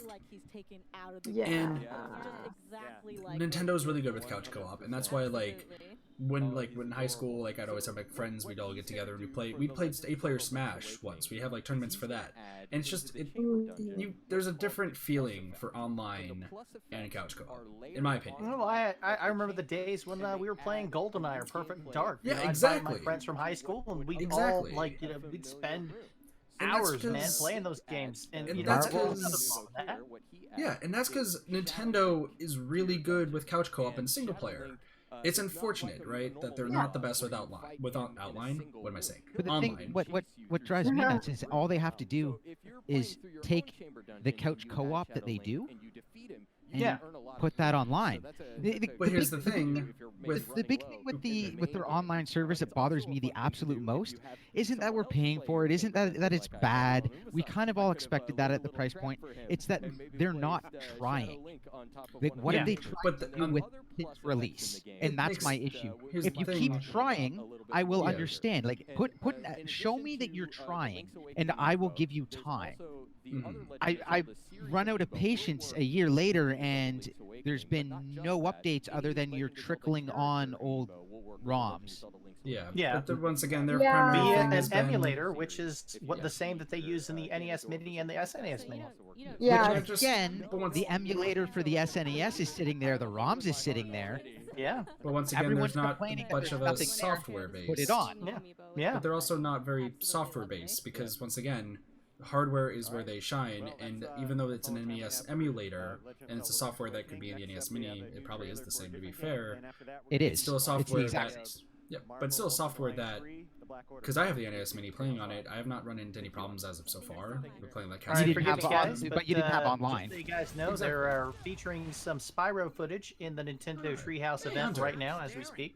So if you guys want to tune into that, that is showing right now. See, that's where the emulator breaks is when you try to play it online. You play Mario where you're taking turns, one player each, and the lag is so bad. Yeah, but once again, when you go as Mario and then I go as Luigi, the lag is so bad that I cannot tell if I am controlling Luigi or not. And okay, so that's not working. Give me the same brokenness with the SNES emulator, or don't even give me the online. Just give me the SNES games so that I can play them. At least it's just as far as like given online, me something. You've shown a commitment to grow your service. Like right now, they're not growing the service whatsoever. Yeah, it's they're showing Ultimate Avengers right now. Yeah, there it is, Ultimate Alliance. Yeah. Overall, I'm still sticking by the fence is like, Nintendo's not very software based in our eyes as a consumer, right? Like I may be able, like one of my roommates, he has a degree in game development, so maybe have some more insight. But as just like a consumer, oh, good for him. That's awesome. Like having, like just like it's just somebody who's a consumer, right? We can have a theory, right, that getting things from couch co-op to online should be a simple like snap of the fingers. But yeah, we have to consider that there's probably more to it than meets the eye. And not in the Transformers way, but like, I hope somebody understood that reference. Yo, I got it. I got the reference. There you go. I got the reference, buddy. Perfect. So, but there's probably more to it than we see, right? I'd like to hope, right, that they could do a snap of the fingers. They have netcodes that, again, aren't perfect, but they work. Yeah, but you can't tell me that Splatoon is a far easier netcode to do than Mario 1 on an emulator. And the reason I say this is because I have had emulators play online for over a decade and can do this smoother and better than Nintendo can on their own platform. There's people out there to hire. Yeah, but with the Splatoon, once again, they've had it on the Wii U. They've already tested that like online on the Wii U and so on and so forth there. But overall, yes, they could hire it and they could work into it. Maybe they're not being super vocal about it. I'm not going to continually go to Nintendo's defense here. Like I like to see both ends of the coin here. I like to play devil's advocate a lot. It's just kind of who I am. Right. And with online, it could be something as simple as hire software engineers, developers to get the couch co-op and move it to online. It could be something as simple as that, but there might be just more to it than we're seeing. It's possible that Nintendo's game plan right now is not really online. Yeah, people want online and want it to work because a lot of people like the multiplayer, but right now a lot of it's been single player based. Majority of the games that they even announce, like something I noticed while just going through it, is a lot of them are single player because that's where Nintendo shines. Nintendo shines with couch co-op and single player, and online is not too much of a deal to them. It might be to us, of course, as a consumer. We want online. We want to play with our friends in multiplayer. But to Nintendo, one of the reasons why online is so important to a lot of consumers, especially on the Nintendo end, is you got to look at the age groups that are playing Nintendo. Exactly. You have a lot of kids that are playing couch co-op, but at the same time, you got a lot of people like us that have, like, we're older. We've I have, like, 10 years ago, I was playing couch co-op with my friends, and since then, I now have a family, and I would like to play with my friends that I played couch co-op with, that I am in contact with maybe 3 times a year if I'm lucky. And, you know, it's one of those things where I feel like they should have grown with their audience. Exactly. Some of their biggest fans right now, some of the people that are pushing hardest for them, are people in their 20s and 30s and 40s that grew up with this couch co-op and just want it back. Yeah. They want to play with their online friends. You know, and they want to do it on Nintendo's IPs because that's what they grew up with. That's what they grew up doing with their friends. And it kind of sucks. It's like, so do I play the IPs I love, or do I go to Sony and Microsoft to play with my friends? There you go. Yeah, and that's sort of one thing where it's like, I feel like they have, and again, it's not that they're not doing it that annoys me. It's that they don't seem to be trying. And maybe and they seem to just not understand, like Mario Party. Like it seems like that shouldn't have been that difficult in comparison to other games to do online. They got the mini games. They got the mini games working, which seems like that would be the hardest part to get working. But then they didn't give you the actual game, so it just seems like the part that doesn't matter with the latency, you didn't get working. But the part where there is latency and where it would matter, you could get working. That's kind of where it sort of just feels like it's falling short. Well, at the same time, that's a game. Like, how great would that have been to be playing with your friends? Yeah. A full game of Mario Party versus like the mini games. Like, they had to have known that was going to be backlash. They had to have known that not playing Super Mario Maker with your friends was going to be backlash. Which again, it goes towards what you're saying, where it's like maybe for some odd reason they couldn't, but there's lots of people out there. There's exactly. They can definitely hire, but also Nintendo's out there, and they've got the money to do it. They're sitting on the money to do it, and they could. They honestly, they are this away from being the big dog again in the gaming world, because they've got the IPs, they got the name recognition, but Sony is the big dog because Sony has managed to hire the right people and get this done. Yeah. And Sony is also putting out very, very, very good single-player games. Exactly. But just with Sony has once again a lot of branches. Nintendo has a few branches elsewhere, but a lot of their core games are made in Japan, which is very close-based. Yeah, when it comes to second-party, studios and everything like that, they've got the infrastructure. Yeah, it's just overall, it's a back and forth. The other thing they can do is they can take some of their young developers and they can pay for them to get training to do this properly, and then they can Nintendo the training. One thing I want to see is Nintendo embrace this and start doing this the way we want, to see what they do with it that's different and unique, and how they're going to change things. And I almost wonder if it's kind of like, well, we don't want to do what everyone else is doing, so we're not going to do it at all. Yeah, right. It's overall that's the old guard thinking. Yeah, overall too. It's like I love it. Like I was excited for the phone app. I actually was interested in that. I did like it, and I was waiting to see how it turned out. But they haven't done anything with it. And it coming out with bare bones, nothing on it, I'm fine with that. But then they didn't do anything with it. They're like, oh, well, there's all these issues with it. Well, they fixed one. They fixed it going to sleep and disconnecting you immediately off of Splatoon. Yeah. Okay, so they fixed that. What have they done since? They did nothing until they added Smash. Yeah.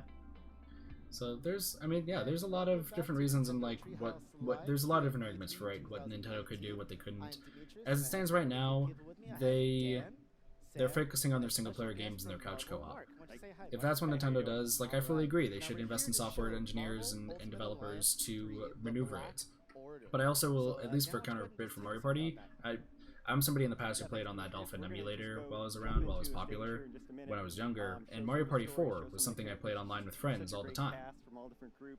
Funny enough, the board itself was when everything disconnected compared to the minigames, because there's just a lot more random elements. Hidden boxes, dice block, there's a lot to it. But once again, I'm not a software engineer. There's probably more to it than what we're first seeing, and at this point we're still in Nintendo's mercy there. And one other thing I want to bring up, because we probably shouldn't just turn this into talking about the online itself, but at least, like, last sort of comment I want to make at least on it is, when it comes to Nintendo's idea, I guess, of their market, they more so believe that their market, right, is probably kids. They think it's probably kids to teens. It's interesting to see how surprised, like, at least a lot of people, like, they know, like, Completionish, they have like them, and like for the Mario Maker 2, they know that there's adults that play it, but their primary demographic that they're mainly focusing on, it seems to be more the kids and teen based.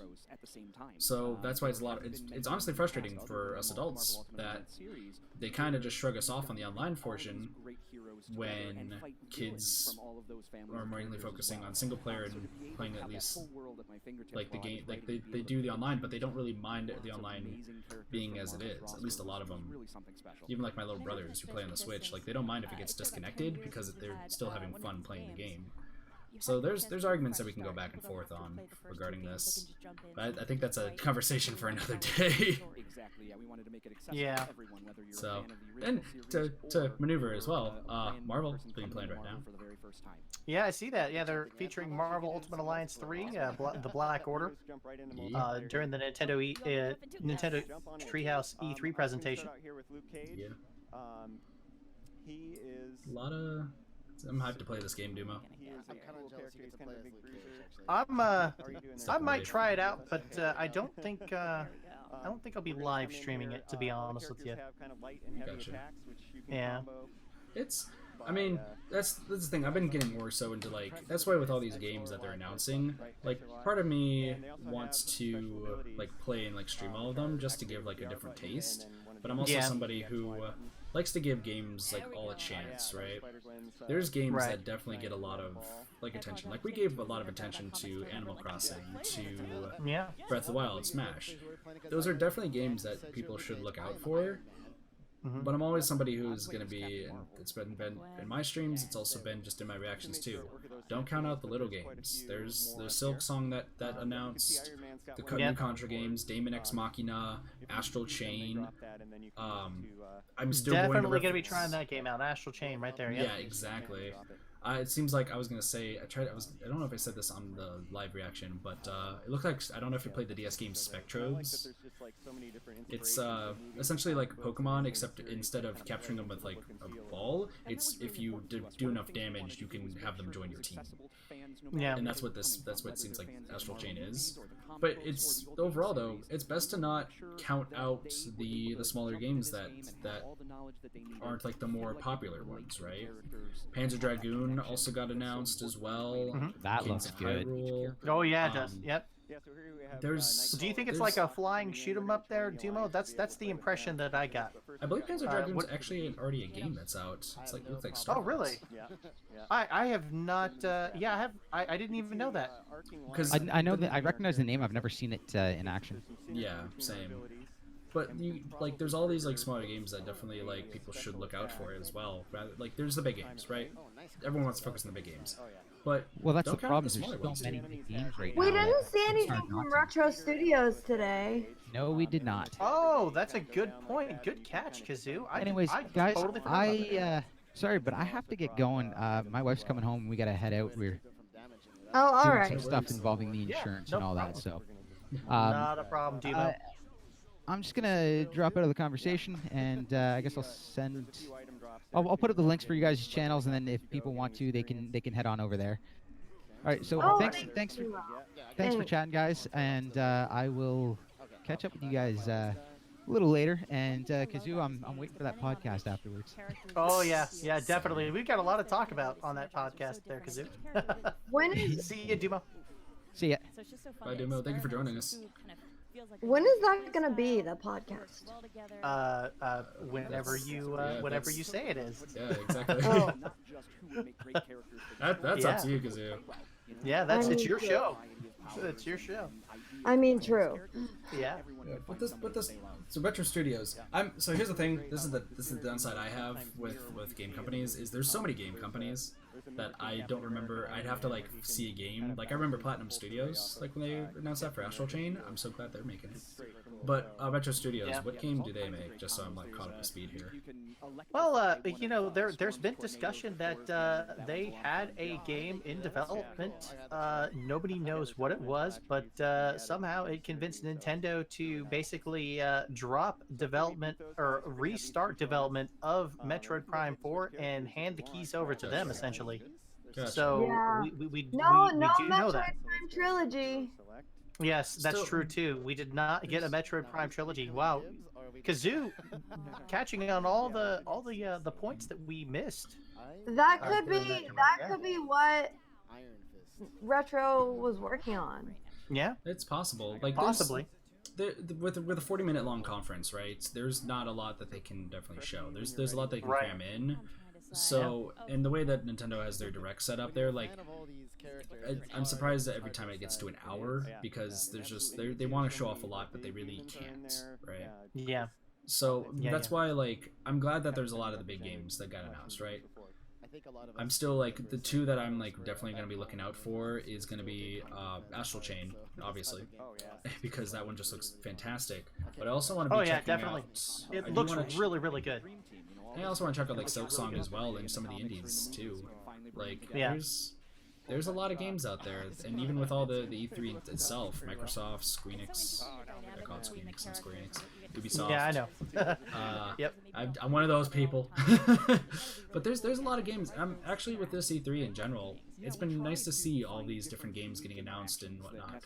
Though I will say, it seems like this is the E3 of time loops and GB. Yeah. A lot of anime going on, anime style. I mean, I'm fine with this. I know there's so much anime. But I'm fine with this. Yeah. Are you gonna be okay with it, Kazoo? I mean, it's fine. I'm just gonna like casually change into my like anime cosplay, like in the middle.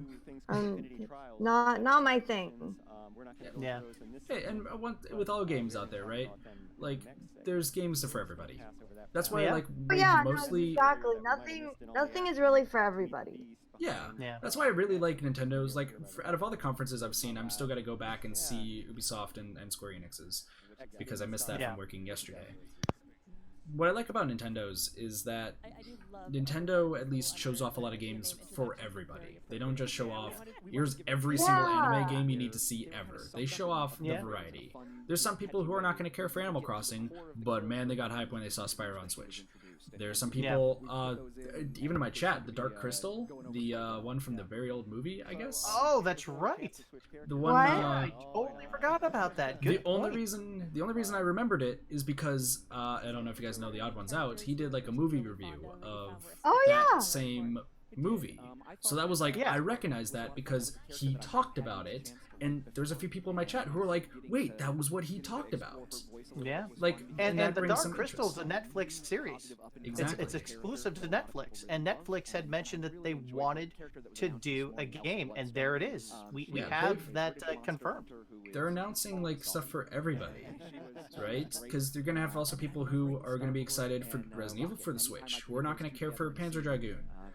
A lot of people are excited for Sword and Shield, but not everyone's gonna be excited for that. They might want The Witcher 3. Right. You know, you've got some holdouts that have probably, don't care for Pokemon. They're not going to play that, but these are the same people that are going to be like, I'm going to pick up Astral Chain and I'm going to play the out of that. You know? Exactly. So that's why I like with compared to the other ones, because Microsoft's is very much blood, gore, time loops. Let's go. And then Devolver Digital. I'm not going to talk about Devolver Digital. That viewer discretion's advised on that one. If you check that out. Well, that's true. They had their share of mature-themed games coming to the Nintendo Switch. Witcher 3. Yeah, Witcher 3. That is very unexpected. Very unexpected. We already know the kind of content that's in Witcher 3. It's very, very indulgent. Yo, what's up, Garrett Spangler? Welcome to the stream, my friend. We're just discussing. Nice. Switcher 3. Switcher 3. Yeah. It's cool with all the different games out there. That's why with like there's a lot of games being announced, and this was why I have a friend from E3 2018 who is there right now. He was actually in the Bethesda one of the pictures. Blade Blur. Yeah. Great game journalist too. Check him out. At Blade Blur.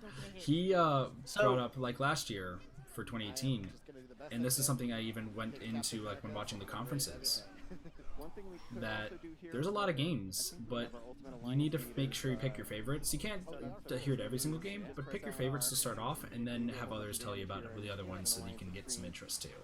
Right. Yeah. And that's like when we. It's easy to be like, oh man, I gotta get all these games. I gotta get, but are you gonna be able to get to them and play them? You know, I've already got my list of definite must-have.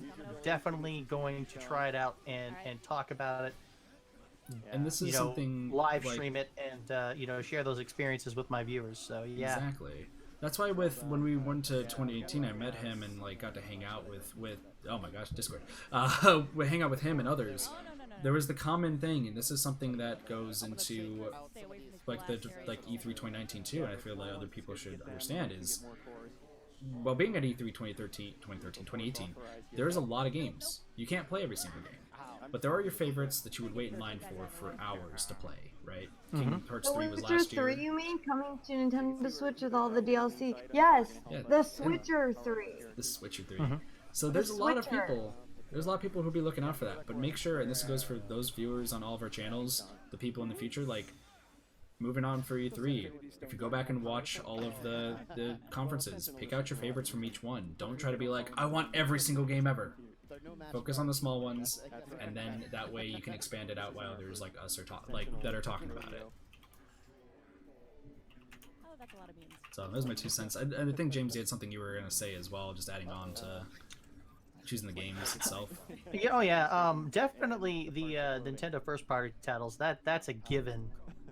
But I do want to try and introduce some of those those third-party titles, those indie games. For example, it's clearly a collaboration with Nintendo with Cadence of Hyrule, but that is an indie title that I'm definitely going to try out. It's clearly going to be exclusive to the Nintendo Switch, and I can't wait to feature it here on the show. Yeah, there's a lot of, like, for us as content creators, there's a lot that we can stream and a lot to do. I mean, I know you guys primarily focus on Nintendo. Be glad you're not in my shoes of like, oh, here's my Sony list, here's my Xbox. Oh gosh. Yeah, it's tough. I mean, I want to be one of those those gaming content creators that basically their primary job in life is YouTube content creation and live streaming, and that's their revenue source. But I don't have that luxury, so my primary focus is it's got to be on one console and one console only, and that's Nintendo. And and I've told this to my viewers before. It's like, this is the console that I grew up with. Yes, I've tried Xbox, I've tried PlayStation. They're great consoles. Love the games that they come out with them on those consoles. But unfortunately, I've got to be focused on something. Otherwise, I'm gonna have all these games, and I'm just gonna have a huge backlog, and it's money spent, but I have no return on it, So, with the focus, I have some way to work with it. Yeah. I mean, even with my focus being Nintendo now, I still have a backlog. Yeah. So, a lot of games that I've bought into, like I've invested into, but I haven't gotten to them yet. So it's still a battle, to get to those games and try to experience them. And to add on to that, something that at least that come from my streams is the reason I play so many different games too is it's all about having fun, right? None of us are doing this for jobs. Like currently, it's always a possibility in the future, but it's not something we should focus on. Yeah. It's a thing of have fun with the games that you have right now, especially as us content creators streaming.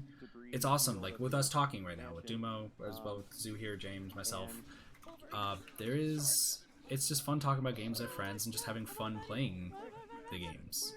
And that's what, at the end of the day, it's just a lot of fun. And that's what everyone should also just kind of remember, playing the games. Whether it's just Nintendo, whether it's Sony, Microsoft, have fun with all the games. All right, really, actually brought up a really good point about The Legend of Zelda Link's Awakening. They've got a dungeon builder. Did you guys catch that?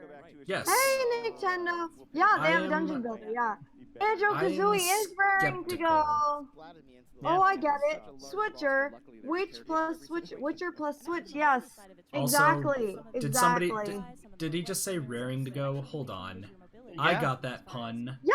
That was a beautiful pun. Yeah, he's raring. That was very well thought out, and it makes me wonder if they're still hoping in the future to see some rare content on rare content on the Nintendo Switch. True. Still crossing my fingers on that. Same. I will say though, as far as like the dungeon with Link's Awakening, going back to that since we're just kind of bouncing around too, I'm skeptical because so far what they've shown is there's like a lot of different rooms and such, different layouts.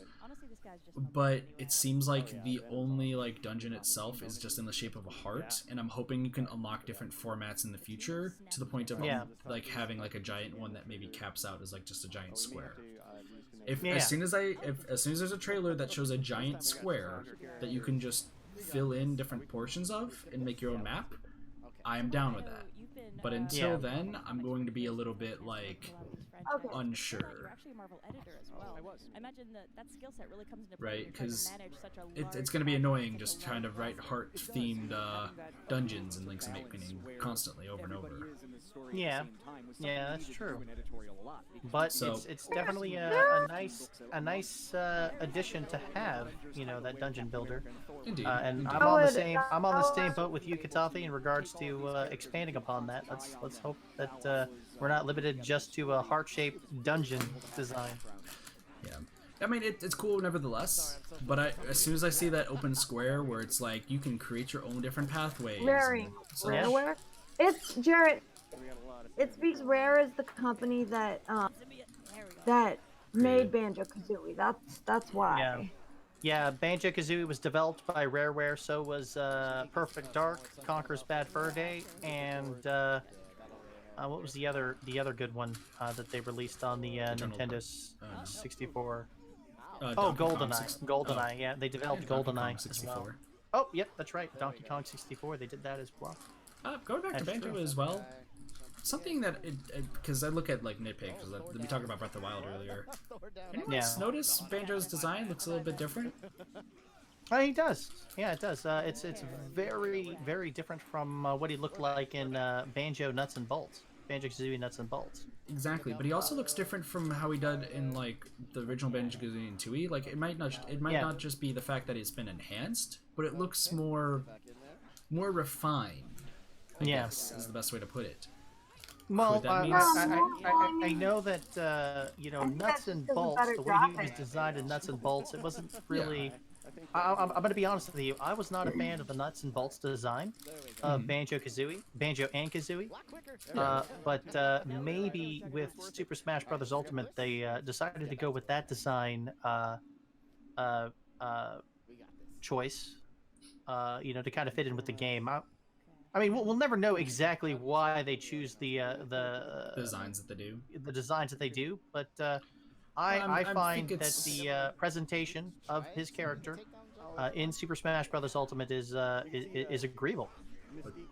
Two things with that though. I'm just saying, like, it may have like I'm hoping, this is just my optimistic part of me now speaking and not pessimistic, that they may release like a Banjo-Kazooie sort of game for the Switch.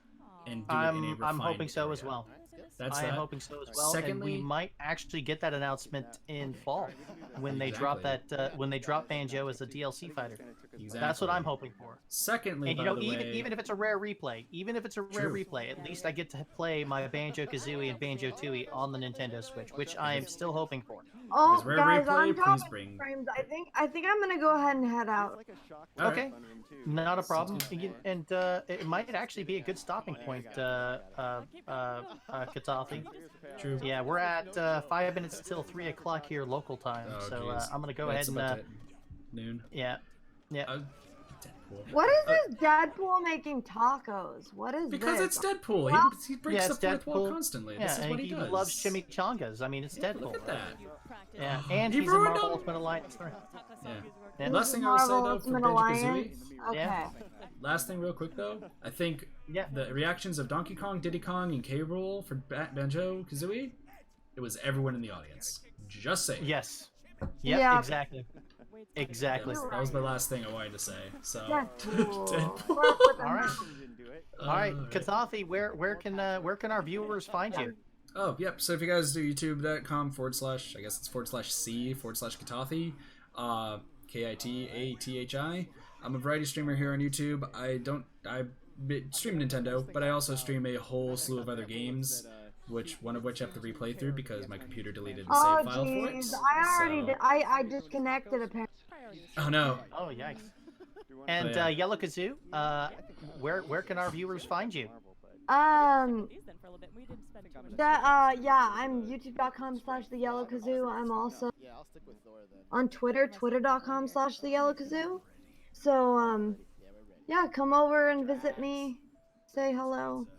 Drop me a follow and a sub if you can. That'd be cool. And also, yeah. Alright. James, talk about yourself as well. All right, well, guys, I'm James Clark. And the YouTube algorithm's been very, very kind to me. Search for James Clark; you'll be able to find me there very easily. And on Twitter, I am James Clark at Super Live Gaming. So yeah, come on by, join us. We do a lot of Nintendo variety streaming on my channel. We would love to have you. Cool. Well, thank you guys so much for joining as well. Thank you for inviting me. It was fun. It was absolutely fun. And Yellow Kazoo, always a pleasure. Always a pleasure to have you on board. Looking forward to that next Kazoo cast whenever you're ready. Yeah, whenever that happens. It'll happen eventually. But... Yes, ma'am. Alrighty. All right, take care, you two. We'll catch y'all later. All right, see you guys. Bye. Bye-bye. I guess to end off the stream there on my end, I'm gonna go to the full there, so that way it goes there.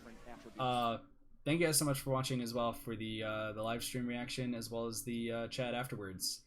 Hopefully this stays up, because with watching the Treehouse, there might have been some stuff that they might be kind of moving away from. So we'll see how that goes. Just to give you guys also a bit of an update, how do I feel about getting cut off? I don't mind it. This happens all the time for me. This is my job, like my job of call center. That happens all the time. I will say there may be one other stream or two streams later today. I have to replay through Lego Batman still, and I really want to get to the point. It's 2013. It's all good. It's all good. But I'm gonna be playing through it, and we'll probably do like another stream or so a little bit later. And yeah, that's gonna be it there. So hopefully the stream, I also have the 2 recaps there for Ubisoft and Square Enix. I'm gonna be watching those while I'm replaying through Lego Batman. But yeah, I will let you guys know. Just keep a lookout on the channel to see what's upcoming. Like I said, I more likely will be doing another stream here today. Might be Nintendo based. We'll see. But I appreciate that you guys stuck by with all this new sort of stuff. The reaction sort of things. I don't want to do reactions too much. That's not what I normally do. But I figured I should do a special case for E3 because it's E3. Come on now. Anyway, with that, thank you guys so much for watching, and have a wonderful day, night, morning, afternoon, and or evening. Thank you once again to Kazoo, James Clark, Yellow Kazoo, James Clark, and Dumo Plays for joining me. Have a wonderful day, night, morning, afternoon, and or evening. My name is Katathi. I'll see you guys next time for what's next to come. See you guys later. Peace. Bye, everyone.